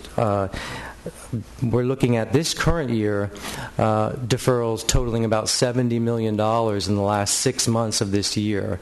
With the governor's proposal, which is an additional $2.1 billion of deferrals, that would take us to somewhere between $86 and $90 million of deferrals in the last 6 months of next year. So, Ron, can you make a point of telling the board the dates between when we should have received that funding and when we would expect based on the current proposals?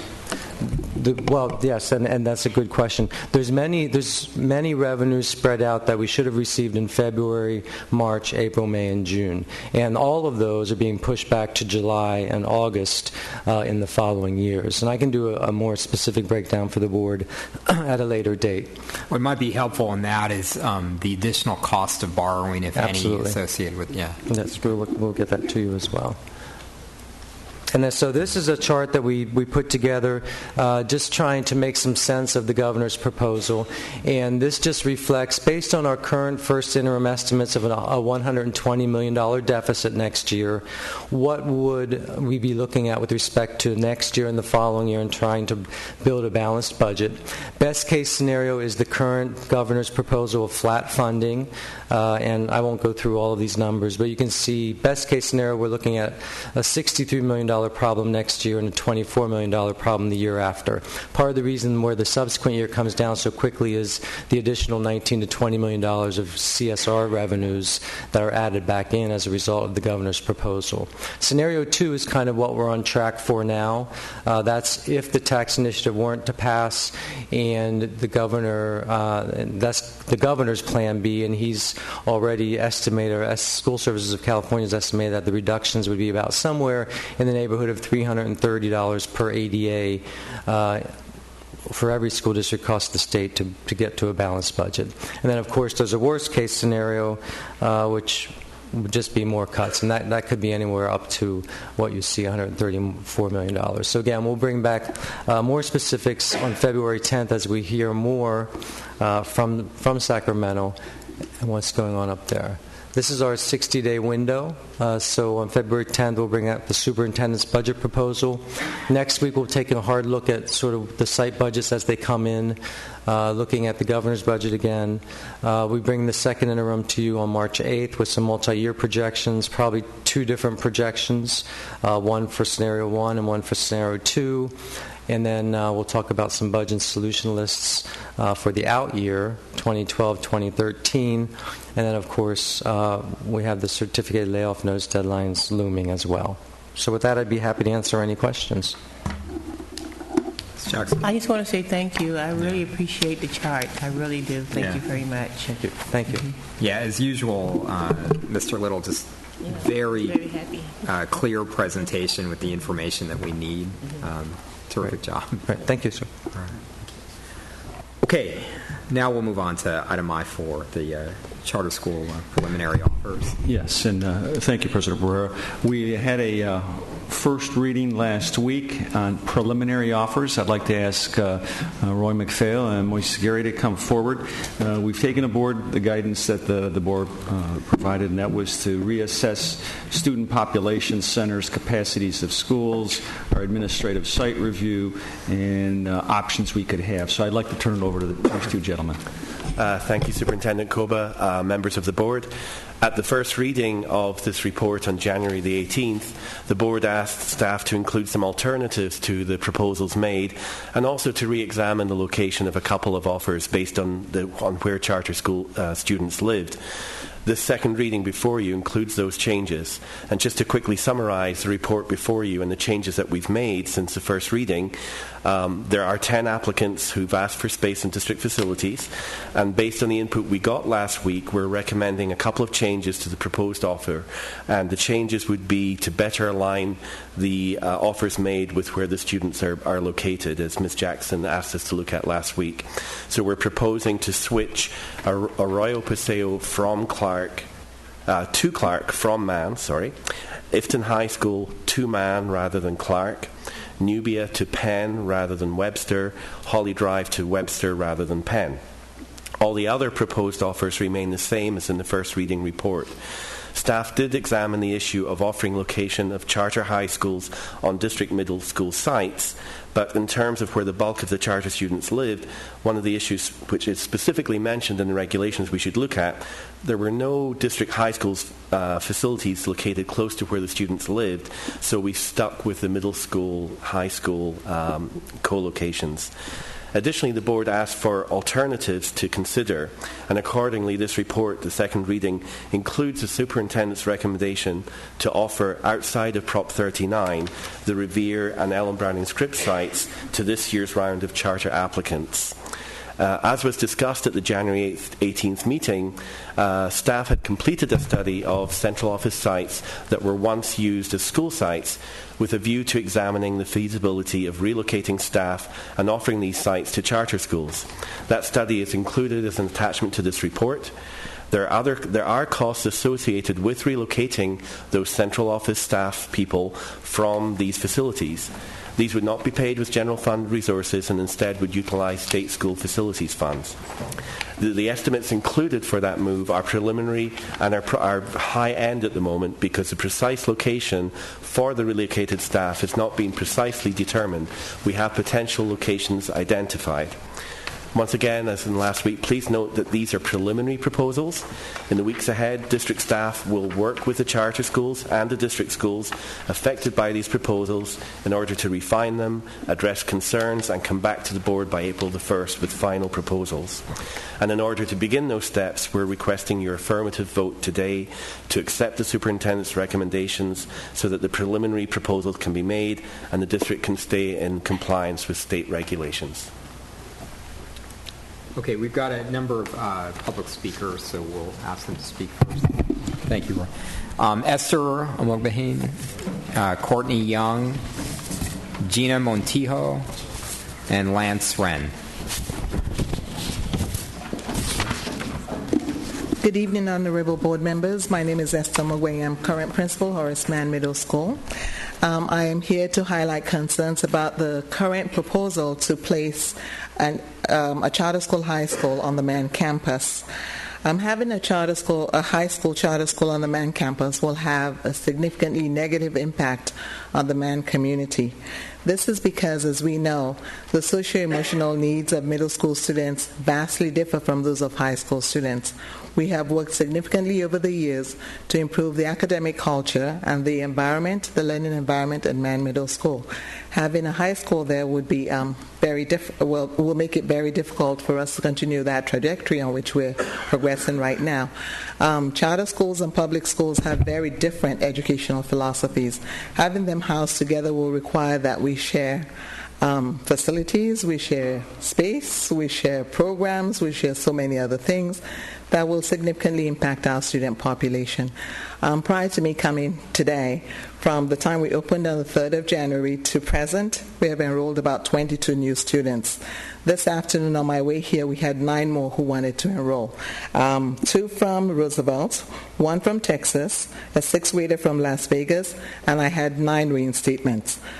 These are students that constantly enroll at Mann. So adding another high school will really make it very difficult for us to continue our work.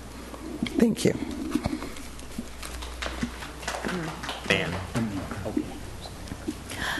Courtney Young, Vice Principal at Mann Middle School, 4345 54th Street, 92115.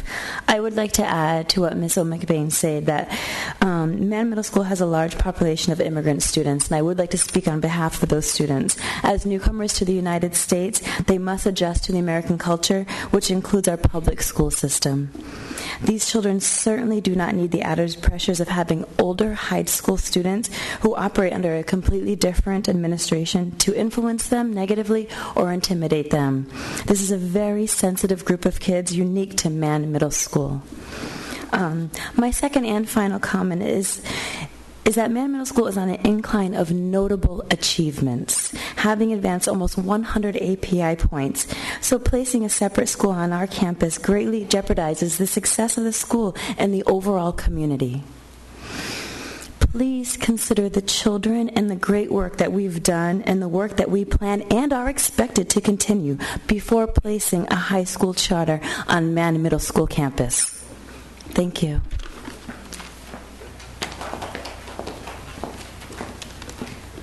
Okay, my name is Gina Montijo, and I'm here on behalf of the parents at Mann Middle School. And I have a letter here from the parents.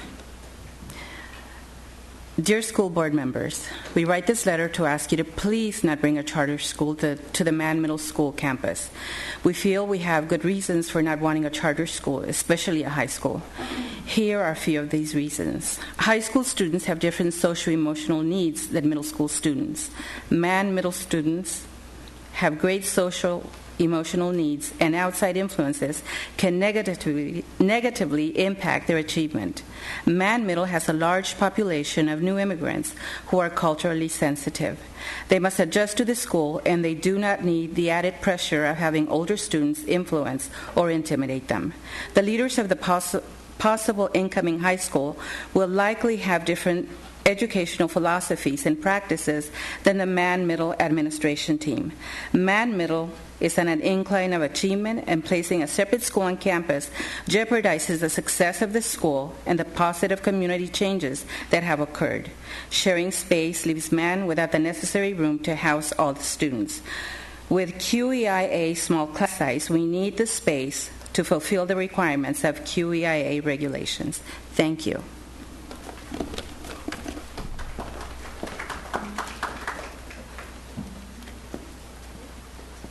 Hi, I'm Lance Wren. I'm the CSEA Political Action Coordinator for this region, and I work at 4015 Euclid Avenue, Euclid Elementary, 92105. We currently have 41 charter schools inside our boundaries. That's a lot of schools. And now, this is interesting to me about charter schools. All of a sudden, people are out on the radio saying that we're failing our kids. And we're not educating them properly, or whatever we're doing, we're failing. So the parents take their kids out of the schools, they put them into the charter schools. So our ADA drops, and we have empty classrooms. So now under Prop 39, they can come in and start actually bringing, not taking over a school that we've closed, they actually come onto our campuses and try to run a charter school where we're running a school. To me, that seems a little bit incredible. This is 89 classrooms we're giving up to charters. That's our money. That's our students. That's how we get paid. By the way, according to state law, they're using Prop 39. According to state law, I have the right to go into any charter school I want as a union representative and organize and give them bargaining rights and a contract. CSEA has not started doing that, but we intend to. Okay? I would resist every effort for charter schools to come to San Diego Unified School District. The reason I would resist that is because, as Eli Browd and Bill Gates and Irwin Jacobs, rather than giving money to the schools and donating money to the schools, they're actually trying to privatize education, trying to destroy public education and take it over and make money off of it. And how would you make money from public education? Because it's public education, everybody can go. We have a lot of land. We have one of the biggest consumers in San Diego. We buy gasoline. We have a lot of money in public education, and they want to privatize public education to get at that money, the services, the land that we have. That's the reason for the privatization of public education and the effort to do that in this country. And I would resist every effort to allow charter schools into schools where we already have existing programs. Thank you very much. Okay, board members, questions or comments to the...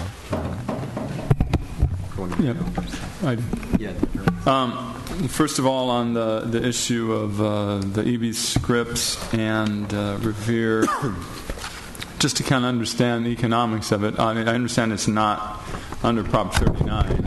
$275 per square foot is not a lot of money on an annual basis. Right.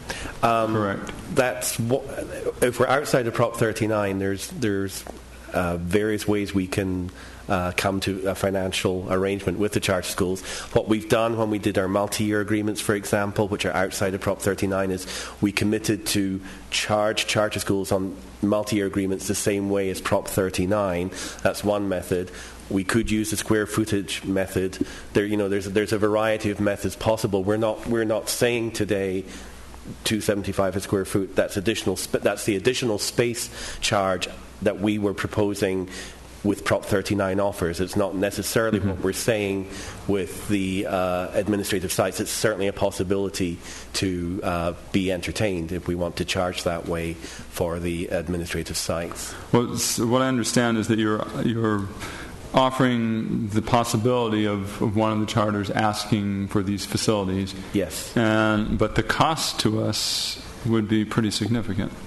I mean, much more, I'm just talking about financially, much more than the income that would be generated. There is a cost in relocating staff in order to make these sites available, yes.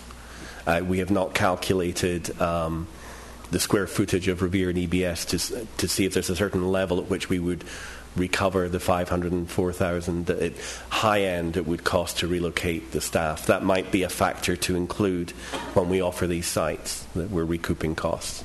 So how do we decide whether this is a reasonable endeavor?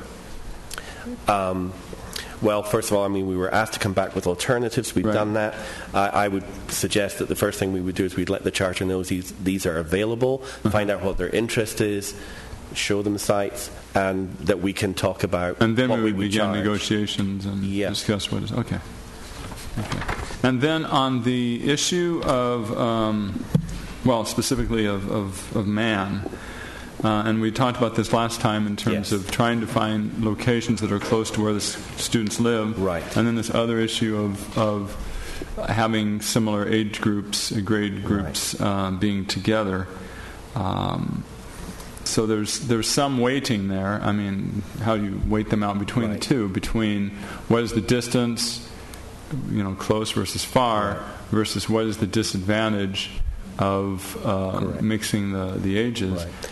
And it sounds like you've kind of come on the point that the location being the most important factor, I think and the co-location being secondary. The regulations actually do mention location specifically. I don't think they mention specifically matching grade for grades, although that's certainly something we would want to consider. But they do say in the regulations you should look at where students are located. They don't say you must locate them where they're must locate charter schools where the students are located, but they actually did mention that in the regulation. And given the input we got last week, that was something that we just went back to confirm. We did try last year, incidentally, we proposed to put a middle school charter school with Man, and there was an issue in putting like grades together. So this year we proposed different grades, and either way is definitely a problem in terms of sharing facilities. There is no high school facility where these students are located. If we wanted to put like grades, how far is it to the high school? It would be quite close to get to Crawford. We discussed last week one of the reasons we did not choose Crawford was the fact that there's already 4 entities there sharing space and making arrangements. We thought that bringing a 5th entity onto Crawford would be problematic. That was one of the reasons we rejected Crawford. Well, sometimes people travel pretty great distances for charters too, right? Yes. I mean, in terms of district-wide, everyone in the district being eligible and so forth. So there are other high schools further away. There are. And did you look at locating them there? I think in the memorandum that we sent to the board after the last meeting, we included distribution maps of where the students live relative to the offers we made. We also included information on high school capacities, and we did mention that the next nearest schools would be, in terms of high school, where there's space availability. There is Crawford. We did bring up the issue of Crawford and 5 entities. It's for the board to, if they wish to re-examine that, then the next ones you're talking about are Lincoln and Morse. Right. And so did you consider those two? Yes. And what was the problem there? Well, it is possible. We thought that in terms of where the bulk of the students were located, it was closer to be there. How many I'm just going to help you here just a second, I hope. How many of our high school students do we have residing on middle school campuses? None. Excuse me? I don't think there are any high school students on middle school campuses. And I think that under Prop 39, it says that we are to give them equal, or try to be as close as possible as equal as we would treat those students if they were in our own schools. Yes. If they were in our own schools, I think you just said you don't have any high school students that you've placed on a middle school campus. Right. So we're not treating them equally. I think the point here is that we should make every effort to, if we're going to I mean, I don't support the co-location, but if we're going to, it should be like students. Okay. I feel very, very strongly that our middle schools, and this includes Wilson too, have been working very hard.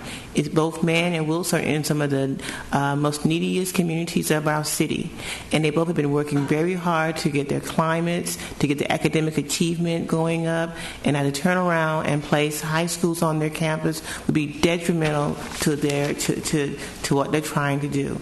I can't support that. I know we have to have this offer in by the 1st that is required, first proposal, but I would make a recommendation that, I would move that we support your recommendation with the exception of trying to place the high school charter schools to high school campuses if at all possible. All right. To middle school campuses.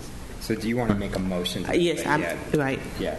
And so that would include, so Ms. Jackson's motion would include the offers to place. Yes. Correct. Yes. Okay. So the. See if we have a second to that. I have a question before I can second. Okay. The alternative, and I don't know if that's the right thing or not, but basically, looking at the map for Arroyo Paseo, the alternative would be to offer them Lincoln or Morris. Correct. Which are not an extreme distance away, not like the difference to Scripps Ranch or EB Scripps or something like that. So, but I guess besides that there's a bit of a distance to travel, which a lot of charter students have to do, are there any other problems with locating them at Lincoln or Morris? I imagine we would hear the same issues of co-locating two entities, but at least they would be the same grade levels. They do have the physical space to accommodate these are relatively small high schools. I think they're each approximately 100 to 150 students. So both schools have the physical space to accommodate those charter schools. We would have to come back to you before February the 1st, unless you want to make that. You've just made a. Well, on the surface, it seems less damaging or whatever to have a small high school co-located on a high school campus versus on a middle school campus. And what about Health Sciences High that has 400 students? What would you? I think what we'd have to do is, from the memo that we sent, the only two high schools in the vicinity, and Health Science is a large school. The only two high schools that could accommodate health sciences were Morris and Lincoln, because health sciences needs, I think, approximately 18 to 20 classrooms, if I remember right, and they're the only two that would do that. We may have to have... Not to rain on your parade, but several years ago, and many people probably remember, when we moved Einstein Charter School. Do you know where it was? It was on the eastern edge of the district. It was on the eastern edge of the district. It was almost where Rolando Park is, past Rolando Park. Right. We moved it to Normal Heights. And guess what happened? We moved it to Brooklyn, to Brooklyn. I'm sorry, to Brooklyn. And the population and what started happened? to change. Because when we proposed that, everybody said it's not going to work, it's not where the kids are located, it's going to fall apart, and that school grew. And so my point to you is that the only two high schools that you said you looked at was Lincoln and Morris. And my question would be, I'm sure that there are other high schools that have some capacity. And if I just think that if we're going to put like students on like campuses, then we have to look at other high schools, because I know that the Lincoln and Morris community will be on my phone probably now, blowing it up.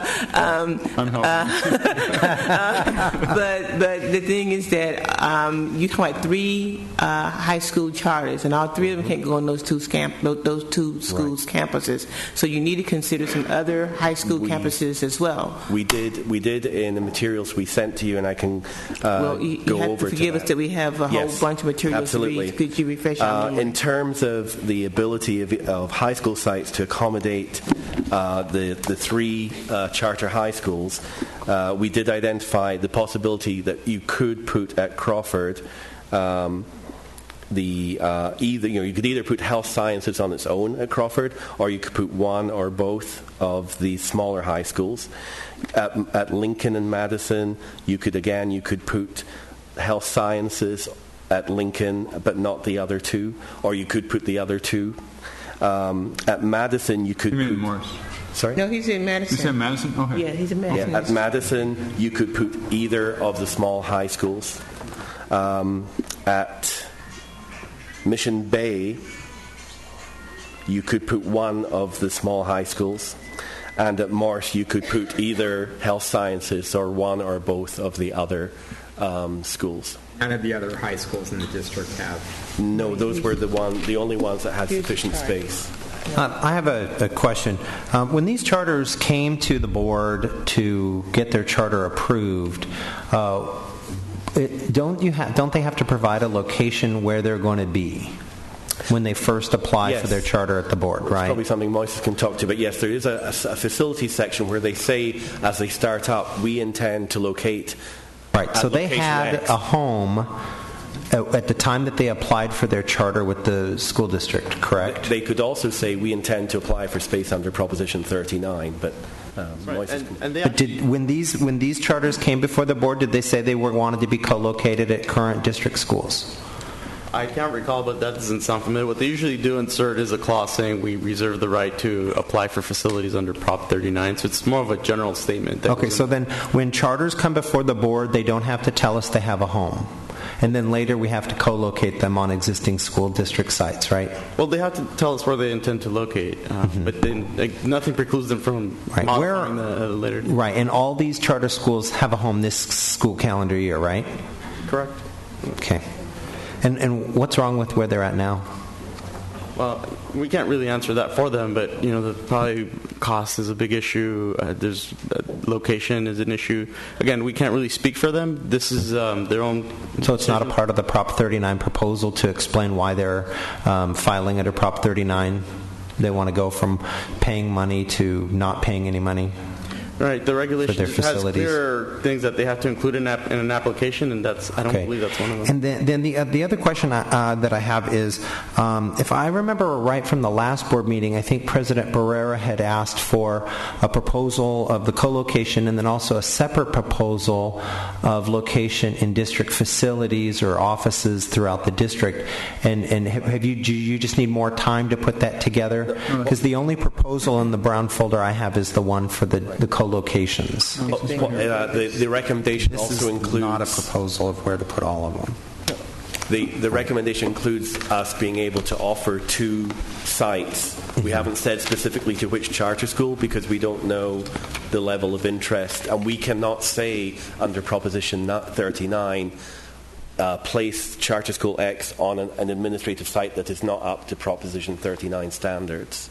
That's why we can't say we recommend that Charter School X goes to Revere at this point, because they're not Proposition 39 compliant schools. And just to add to that, what that does, it gives you the additional flexibility of we have a project team working on another set of criteria where we can have them look at outside of Prop 39 space assignment, which could include different cost options for the board to consider, which are not necessarily inside of kind of the parameters of Prop 39. So that's a consideration. Right. Prop 39 doesn't say we have to give them the facilities for $1 a square foot per year, right? There's a couple of different charging methods, which was another part of the memo we supplied. One method is called the pro rata share method, and that worked out to be $1 per square foot of space. We do not employ that method at the moment because it's dependent on us putting maintenance money into the general fund, which we don't do. So we do the second method, which is they're charged based on a certain proportion of their revenues, up to 2%. And that's the method it's the only other method we can. So why don't we put money in the general fund then for maintenance so that we can charge the true cost of those facilities? Right. We don't have the resources to put the full cost of maintenance. Okay, so we have no money in the school district, so we have to give away classrooms for free to charter in this kind of a process for 2% of their operating fee, which is basically free. Thanks. Can I modify my motion, and I'll try to make it this way, and certainly because you have to present something to somebody by the 1st, and yes, we might meet again before the 1st. I would approve what you have except for the following modifications. Ifton's at Mission Bay, Health Sciences at Morse, and Arroyo at Madison, and the rest of them would stay the same. And those are offering them similar campuses according to your chart here. They have room for them maybe at their campus. I'm not totally convinced your chart is totally right.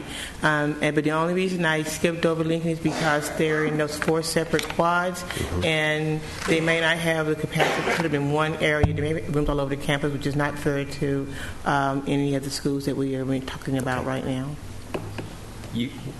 Roy, do you believe that have you done enough analysis to date that the sites that Ms. Jackson was proposing for those schools? I mean, the level of analysis we did for the high school sites was to ascertain the excess capacity and simply matching that up against the need of the charter schools under Prop 39, which was 6 or 7 classrooms for Ifton High School. And we were able to see, for example, at Mission Bay High School that there was like 9 or 10 classrooms spare. Where those 9 or 10 are is a level of analysis we did not do. In terms of the way they use their space, it probably means a reorganization for them, but that's probably true of every school. All the schools. Right. Just as a comment, I think I could actually support Ms. Jackson's prior motion rather than designating the specific schools, high schools. We have to make an offer by February the 1st. We have to make an offer. But I think maybe what Mr. Barrera is proposing is saying the principle that Ms. Jackson stated and giving it to the staff to come up with, to develop the proposals. Right. If you decide it's better X school at Y high school or vice versa. Right. But following the criteria of having the capacity and not co-locating with a middle school, and recognizing that they're going to have to travel a distance. We're going to have a special board meeting to approve them. Well, because they're doing first. if you came back to, we are meeting on February 1st. If you came back to us with those recommendations on February 1st, would that satisfy? If you approve these on February the 1st, we'll be okay, because it says that we must. I had the word in, right? I think it says if we only have to present an offer. I don't think it says it must be signed, sealed, and delivered on February the 1st, but I think your act on February the 1st would be sufficient. Back to your original. Yeah. Just to clarify, thank you. The 3 high schools in this list would have to be matched to 3 of our high schools. I heard Ms. Jackson with a very reasonable proposal for 2 out of 3. The other proposals, the non-high school charter offers, would be intact in this proposal. We just have to match it for the 3 high schools. Yes. Okay. Yeah, Mr. Silver. I think, too, we need some clear direction from the board with the administrative sites, which we are not required to offer. Yeah. But we were offering at your request to give you some alternatives outside of Prop 39, so we would need direction on that as well. You need approval to offer up the Scripps site and the Revere site outside of the Prop 39 process. Okay, so is that what you're... We need a sense of the board if that's what you want us to do. So let's try this motion again. Yeah. Okay. I move that we accept your recommendations with the exception of the high schools, that prior to the 1st of February, you can come up with the high school co-locations. Right. In addition to that, that you are able to offer outside of Prop 39 the 2 facilities that you mentioned earlier, E.B. Scripps and Revere. Right. I second that motion. Any questions? Yeah, Mr. Barnett? Just to clarify the rent issue, as I understand it, you can charge up to 2% of their annual revenues. I think the word's revenue. Gross used, revenues. yes. Is it? And then there's an addition 1% on top of that we can charge for a total of 3% for maintenance and other. All charter schools, whether they're on district or private facilities, do the 1%. If they're on district facilities, then we can do the additional 2%, not to exceed 3%. Okay, and you're recommending for all the schools, putting aside the Revere and LMEB scripts for a moment, that we use that 3%, one the and additional two, 2%, yes. Additional 2%. And just to be clear, you're also saying that if they want additional space, if it's available, they would be at a rate of $275. Now, once again, is that a month or a year? That's annual. Is per square foot per year. Per year, yes. Which is basically nothing. So, can we move to amend that? Well, that's the legal limit. There is no legal limit for additional space. I think we tried a few years ago to raise that limit, and the board told us not to do that. Well, can we? Well, first of all, can we revisit that? Yeah, $275 a month. Well, that's retail rates, and that's pretty high. That's probably too high. But anyhow, let me just also. There's a few more threshold questions, and I'm zeroing in here. The charters, the non-Prop 39 sites, if they're offered, what are the range of rent options that are, or restrictions that are allowed in there? Is whatever deal we negotiate? They're outside of Prop 39, so yes. So we would say we believe this is the rate, and you either accept it or not. We could go from the same method as Prop 39 or other methods. Okay. So we could rent it the same way that we rent out to private schools. We could negotiate a rate, propose that. We did with Minnesota Bay Montessori. We could propose that. Yeah. So the cost, is there requirement in the schools under Prop 39 on any of these that are proposed for us to do improvements, and do we have to pay for them? And if we do, what's the estimated cost? For Proposition 39 sites, no. I mean, the basic idea is that the sites we're offering under Prop 39 are up to our standards. Within, so we don't have to do any, and not furniture, fixtures, or equipment? We have to provide furniture and equipment, and most of the schools will have furniture equipment there already in those classrooms. If I can clarify, the cost to us would be for the non-Prop 39 at Revere Center. The facilities folks are estimating $500,000 we'd have to spend out of either unrestricted funds or state school facilities fund this year to move the current staff out of there and relocate them in other district space. So that is a definite cost to us. That was my next question, is that you're saying that would come out of school facilities funds. Are those funds that we're currently using for non-Prop S maintenance, or would use for non-Prop S major maintenance, if you will, which is already underfunded at the district by several $1 million, so we might have to, I guess we wouldn't use the furniture out of that, but so that would be taking money from maintaining our existing facilities in order to make these new facilities available to charter schools. Yeah, we have no funds for that purpose budgeted out of state school facilities this year, so it would increase our expenditures by $500,000 this year to offer up Revere Center. And up to $1.5 million potentially, according to the memo. If we then turned around and renovated the Revere Center itself, for example, we have classrooms there, but we have put up, it's now administrative, so we've put up walls, dividers, that the classrooms don't exist as such anymore. That was what would drive the cost to $1.5 million. If we then took all that out and turned it back into the classrooms, we're not suggesting we do that. Okay. To make that clear, but we are suggesting we have 60 to 70 people in different departments that work there. We would have to relocate them in other facilities to do that, and there's a lot of archival material. Some of our student records are there, and all that would have to be done, and that's what incurs the cost. And the $1.5 million also included an estimate of if we were to furnish those sites as well, which is not the recommendation. The recommendation is to offer them as is.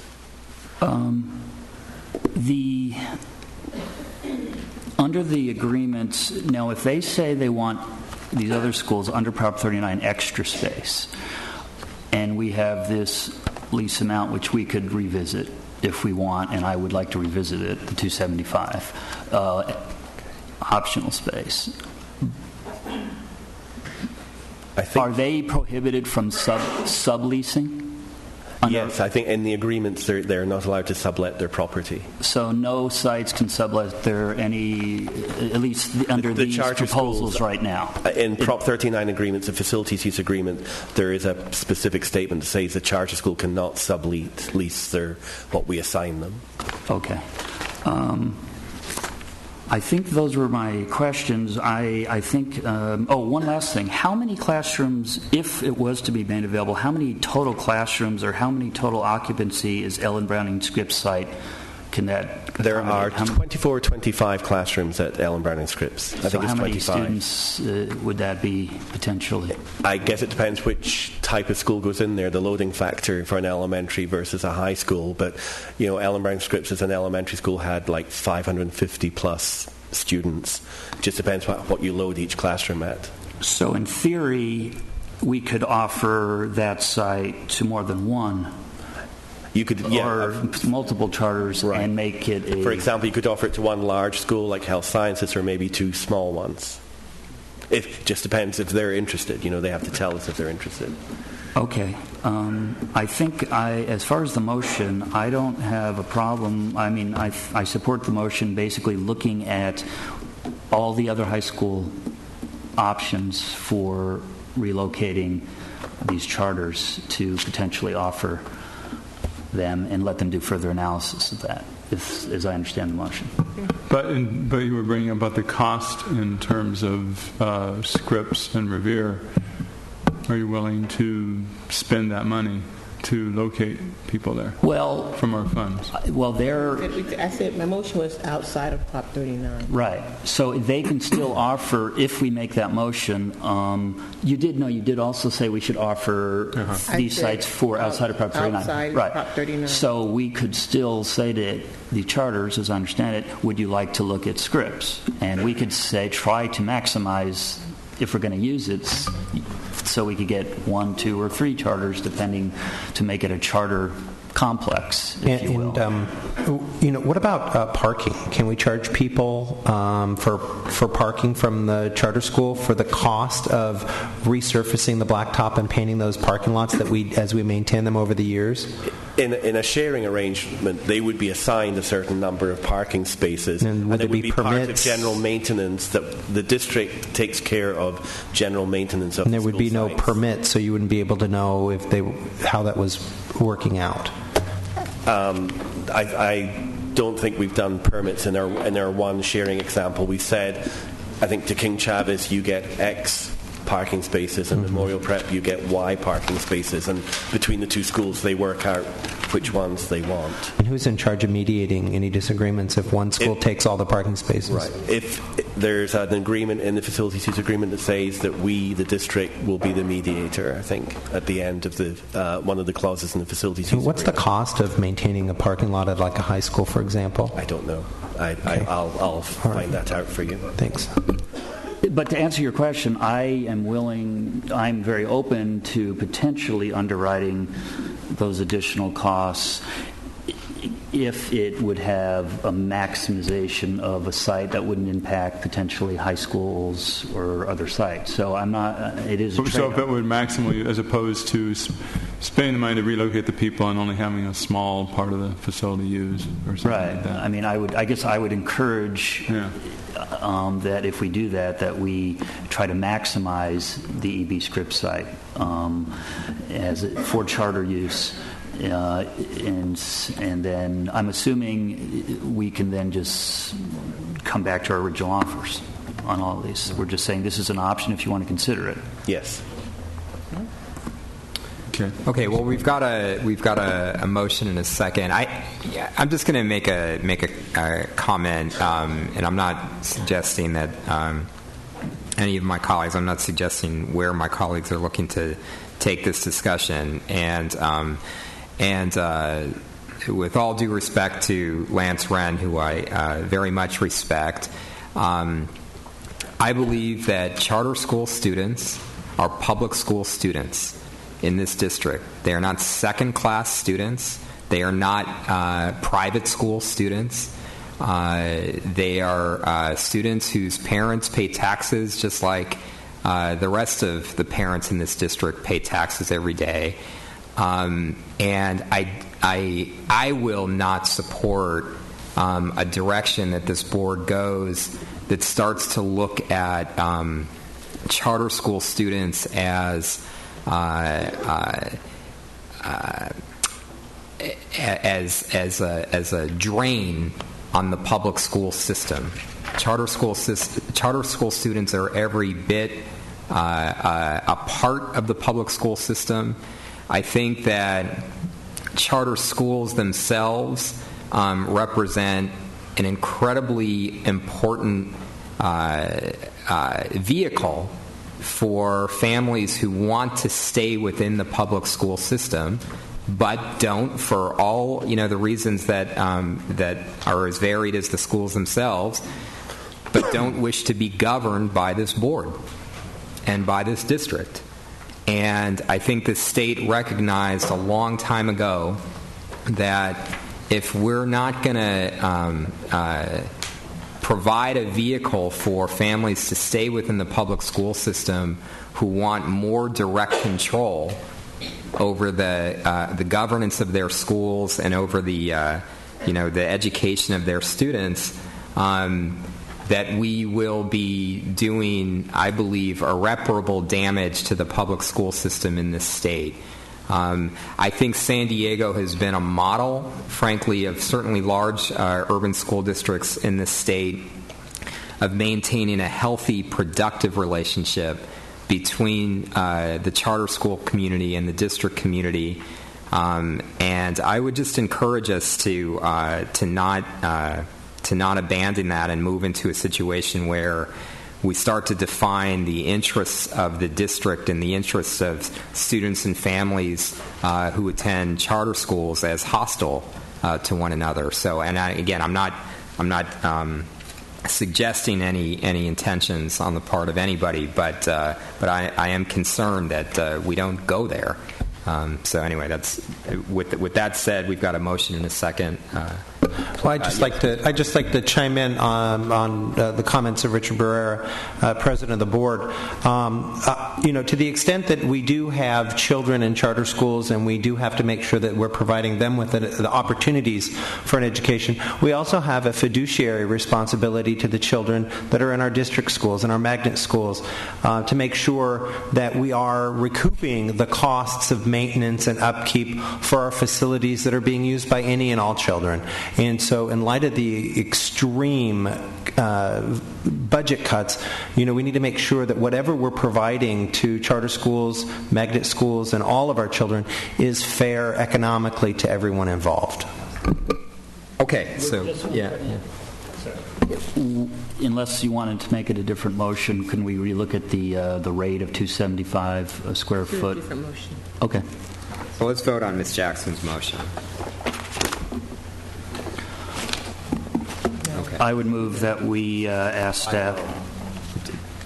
staff to revisit and re-examine the square foot we charge for additional optional space, and as part of this whole process. Okay, there's a motion on the floor. Is there a second? Okay, any discussion or questions? If not, please vote. Okay. Okay, great. Thank you. Okay, thank you. Roy and Moises. Yeah. Okay, so I think now we're back to our, we pulled several items from the consent agenda. Yeah, and I think I had pulled several. All right, why don't we go one at a time? Okay, I think E14 was the first one. And the question I had on this was, I think this is to Mr. Little, probably, or whomever. Oh, I'm sorry. I'm actually more concerned with the fiscal impacts, if any, of this, in that we have, what, if any, fiscal 2000 current fiscal year impacts will this have beyond the budget? And I don't mean just the individual department budgets, but and toto. I mean, if there's been transfers and so forth. So what is the? You says funding is appropriate as available in each department's budget, but there is talk about promotions, pay rate changes, etc. And we had a discussion, an item I think one of our first meetings, where we deferred action on $1.5 million item because it was going to cost in this fiscal year. Not to say that everyone doesn't deserve whatever is here. I just want to know what the fiscal impact is in our current fiscal year, if you know the answer to that. I don't know off the top of my head with respect to we're referring to E14, correct? Yeah. Yes. Okay, is there a problem with continuing it then until we get those answers? If anybody, is there some downside to continuing it? Let me suggest that, Sandra. This is an HR I believe it is Sandra's. It has a financial impact, but maybe we have Sandra provide perspective as well. Any of these current actions with regards to perhaps promotions, it is where an employee that is moving from one classification to another, usually there will be a difference in salary. However, in terms of the cost, it is positions that are budgeted, and it is going to be charged against their particular departments. So in terms of any of the other actions, it's the resignations, the separations that perhaps cause vacancies that we would only backfill in terms of whether or not they would be critical. So there is some takes and differences with regards to what the potential impact would be. But what you see here in terms of promotions, there would be promotions that would be covered within their current department's budgets. So I think what we're doing here too. Excuse me. I didn't mean to interrupt you there, Trustee Barnett.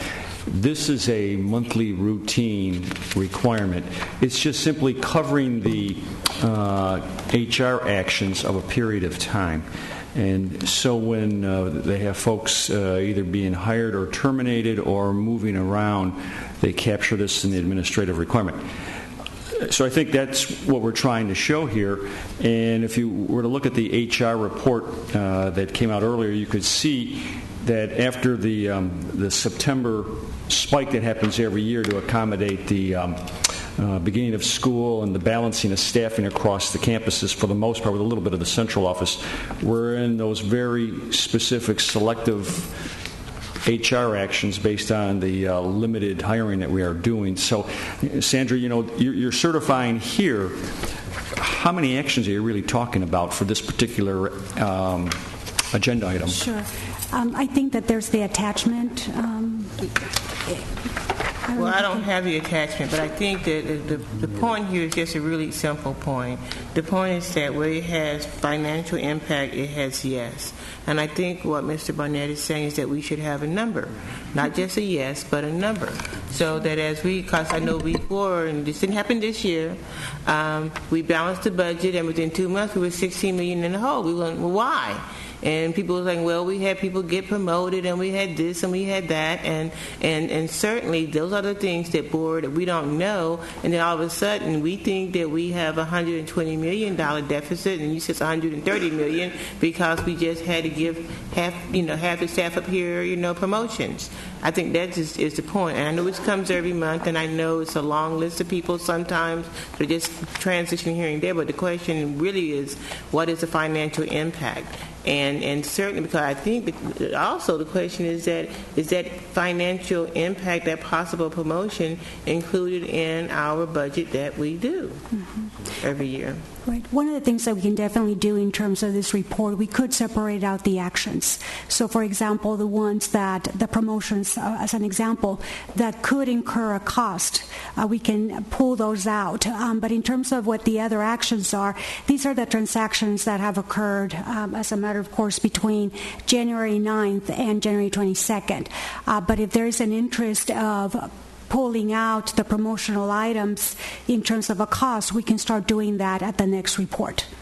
I think that's probably a right idea. Separate them by type of action and individual cost and roll-up cost. That would satisfy me for tonight. I will move approval tonight of this item E14 with the understanding that in the future we'll look at those as questions. All right, motion second. Thank you. And while you're standing there, Mr. Little, You want to vote start? God, can I just say aye? Okay. Technology. Is there an item in the staff report for this E19? And because I missed it.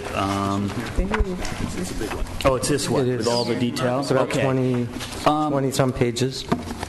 Okay, yeah. I have E18 with all the background, the $76 million of items. And then E19, isn't this all part of E18 and then it goes right to E20? They look very similar.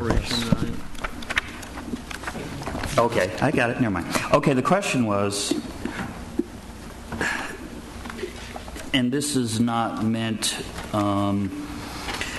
it's not unheard of for government entities, and I've seen it many times, to shift funds around in different places at different times in order to be able to spend money in an area which maybe wasn't the clear intent of the budget. I'm not suggesting that's happening, but I just want to make sure I fully understand that these, the transfers between these funds, why we're, how these are characterized. Sure. So the transfers are basically between major object codes within the accounting system, within SACS. And so, as you correctly noted, it could be that the schools perhaps budgeted some monies and supplies at the beginning of the year and now have decided to spend that money on a position to support education in the classroom. So it's a matter of moving those funds from the one budget code to another budget code. And that brings up the issue for me. And I've seen in some cases, I'm just picking out, like one case, it's, $5,000 was for certified salaries, and then it's down $12,000 for books and supplies. As I want to make sure we're not encumbering more ongoing expenses at the cost of one-time expenses, and therefore, it means another person who is, going to be potentially impacted by the budget cuts. Sure. Next year. Each of these resource codes has an analyst, and the owners of those resources work with their budget analyst to help make these transfers. So the analyst confirms that there is money in both accounts and that they're not, moving more money than they have in total net. But there's money this year. But if we're not buying books and supplies, but we're buying a person who, at a school site who then has the expectation that they're probably going to be there next year, then you're creating an ongoing expense, even though we're budgeted in this year, which was a one-time expense before. So that's my concern. And without getting, and I realize it's getting really into the weeds here, but to me it brings up a much larger fundamental question: is how much authority or ability do these school sites, budget analysts, to move money around from one time to ongoing expenses, which then we have to pay for or cut in next year's budget. I mean, and I have no idea because I just see a snapshot here. Is it, does this happen every month, and what the total dollar? So that's my concern, is that we're going to have enough of a problem with the budget as it is. And if one were to, there are very sophisticated and smart people at various sites who are very good at maximizing the use of their funds, and I understand that, but we need to keep looking at the bigger picture. Sure. So. And to answer your question, most of the money that the sites are working with are restricted dollars and categorical money. So the principals know that they're buying for the current year, and that each year, those staffing decisions are made based on the allocations, given to them that year. So each year, that's something that principals consider with respect to how to spend their allocations. So the process they're going through now to build next year's budget, they're looking at what they have, discretionarily, as well as on the categorical restricted side. I guess what I'd like to maybe, and it doesn't have to be answered now or be decided now, but as part of our ongoing discussion, is that we have some mechanism for someone, and it may ultimately be the board, to make decisions when we are changing expenditures from one-time expenditures to ongoing expenditures, and we can keep track of that throughout the year and in subsequent years. And so maybe that's what I'm trying to get at without... Yeah, and I'd actually agree with Mr. Barnett, and I know the superintendent wanted to get in, but this is an issue that I know Phil Stover has been talking about for a number of years now. And I guess the concern is when we transfer money from one line item in a budget to another line item in the budget, when we then go and budget for subsequent years, are we in fact hiding the actual, what we're actually spending on certain line items? So I mean, the classic example that Phil brought up a couple of years ago was trying to get an actual number for how much we were spending on transportation each year. And what we kept getting back was the number that we had budgeted for transportation each year, which turned out to be $7-8 million less every year than what we were actually spending. And I guess the question, and I don't know, Phil, if you've got any thoughts about that, is does this process, the sort of routine process that we go through to approve these transfers, does it in fact mask in certain cases, consistent overspending, I guess is the question. I don't know, Phil, if you wanted to. I think if it is, as Scott says, if it's a differentiation between personnel and one-time expenses, materials and supplies, most districts you can't transfer between materials and supplies and personnel dollars, because that does indeed mask it over time. Yeah. Yeah, and I think good questions from the board, President Barrera. The difference in transportation, and a little bit like in special education, those are chargeback accounts, so they're always billing out. Unlike in a campus budget, we don't do any billing out like that. So you should not be able to mask your expenses. What Ron didn't expand on is position control. As you're moving money around, clearly you cannot be hiring at a campus, promoting at a campus, or doing any kind of HR action affecting dollars at a campus that don't move through the HR and finance window. So that is a safeguard we do have, but principals and their staffs do have the ability to move funding around in conjunction with a budget analyst, and we could certainly continue and have over the last couple of years been tightening up those budget checks that do occur. But this is an area that we have to be vigilant on, for sure. Barnett, what do you want to do with this item tonight? Well, I don't feel comfortable, and I don't want to be in the position of in future looking at every line item and saying, are we swapping out books and supplies for a teacher? Which it also does come back to the question of, when they develop their site budget, did they do it properly? I mean, that's another issue as well. Did they know what they were doing? Although I realize budgets are expectations and situations change. And again, we're not just talking about schools here, correct? Right. We're talking about... That's correct. Right. A lot of departments and so forth. So I guess I would like to, without throwing necessarily a monkey wrench in, have the CFO review this whole process. And I mean, you're more concerned than I am about the use of one-time revenues for ongoing expenses, because you have to live with that as well. So I know you understand that very clearly, and I just wanted to point out and express concerns, and that we can make sure that as it happens at the lower level, then suddenly we rubber stamp it at the board, and there are ripple effects that are going to cause us even greater problems. So I guess I would move approval with understanding that it will be looked at further. Thank you. Thank you. Item 21. 21. Move for approval of remaining items. Move approval. Yeah, it's only 18 million. That's right. Sorry, I wrote some. 18.6. I was 18.6 million.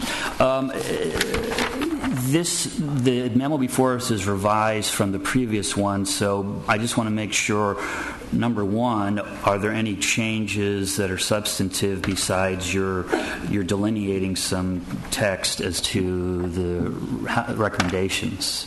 There aren't changes to the contract. It was just a mistake in procurement side in saying there weren't prior expenses. This is really an ongoing program. This is our wide area network connectivity, and we apply through the federal E-rate program to get these monies. Okay, and then this is a larger question. There in the memo, and this is, by the way, a proposal for $18.6 million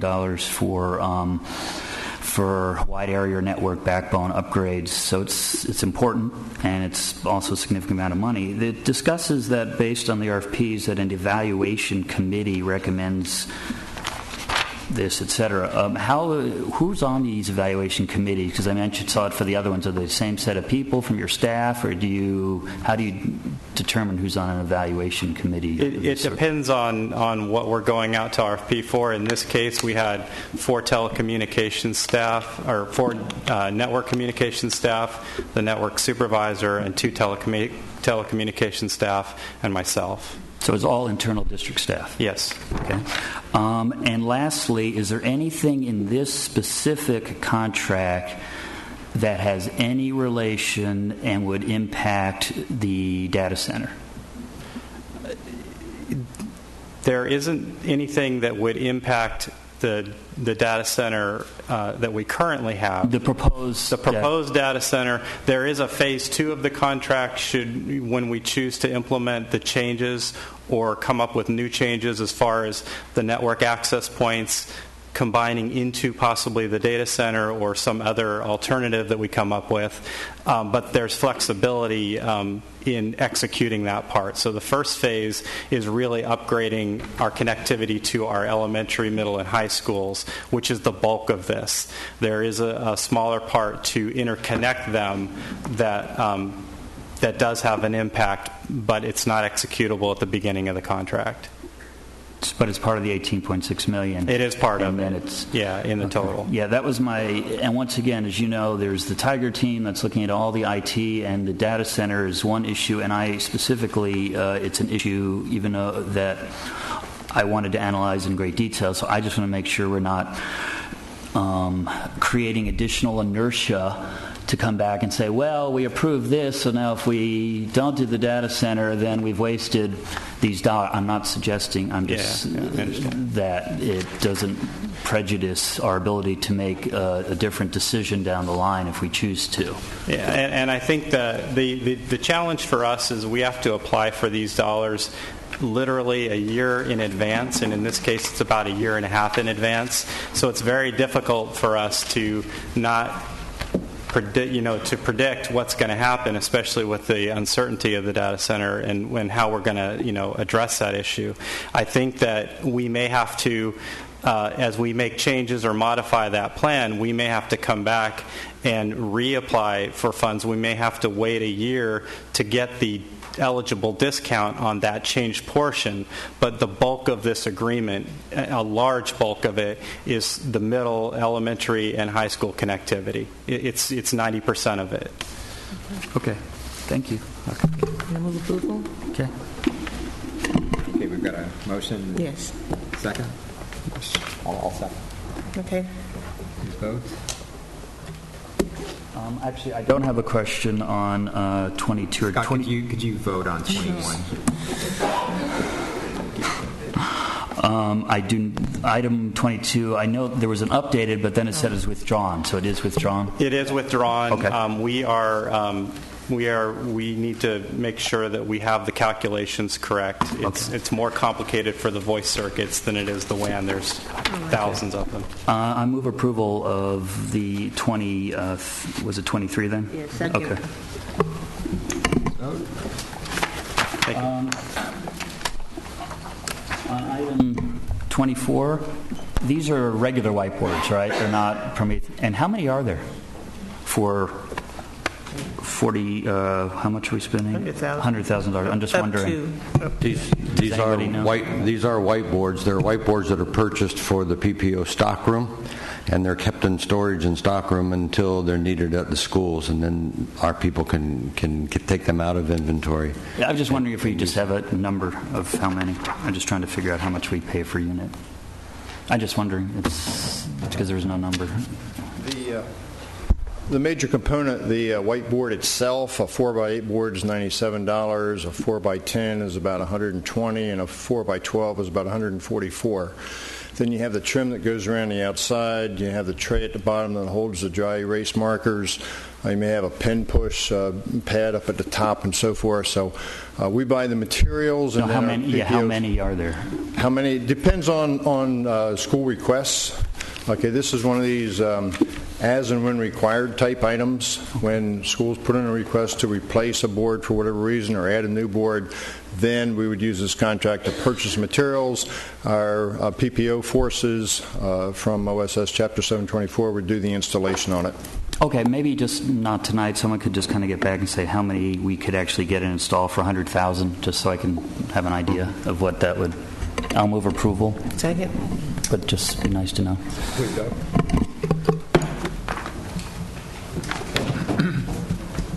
That concludes this meeting. Oh, no. Oh, we've got some public speakers.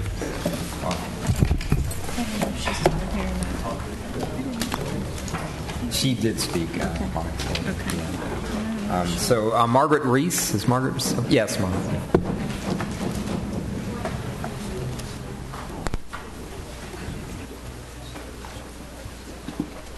Good evening, Superintendent Koba and members of the board. My name is Margaret Reese, and I'm here tonight representing Oak Park Elementary. When I heard that the Magnum program might get pulled away, I had to come out and speak because that was one of the main reasons why I enrolled my son in Oak Park and hope to enroll my daughter in Oak Park in the future. I am a volunteer at my son's class 2 days a week, and I get to see firsthand how the students relate to the teachers, how the teachers relate to the students, what the program is actually, how the program is actually benefiting the students.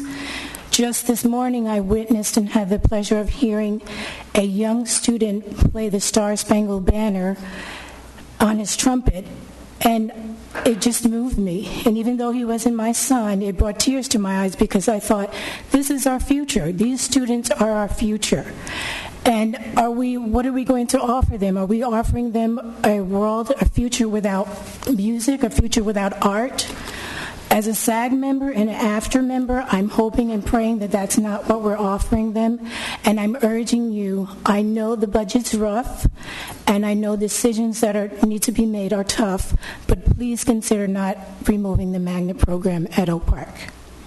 Thank you for your time. Thank you. Okay, with that, our meeting is adjourned. Meet upstairs. Straight upstairs.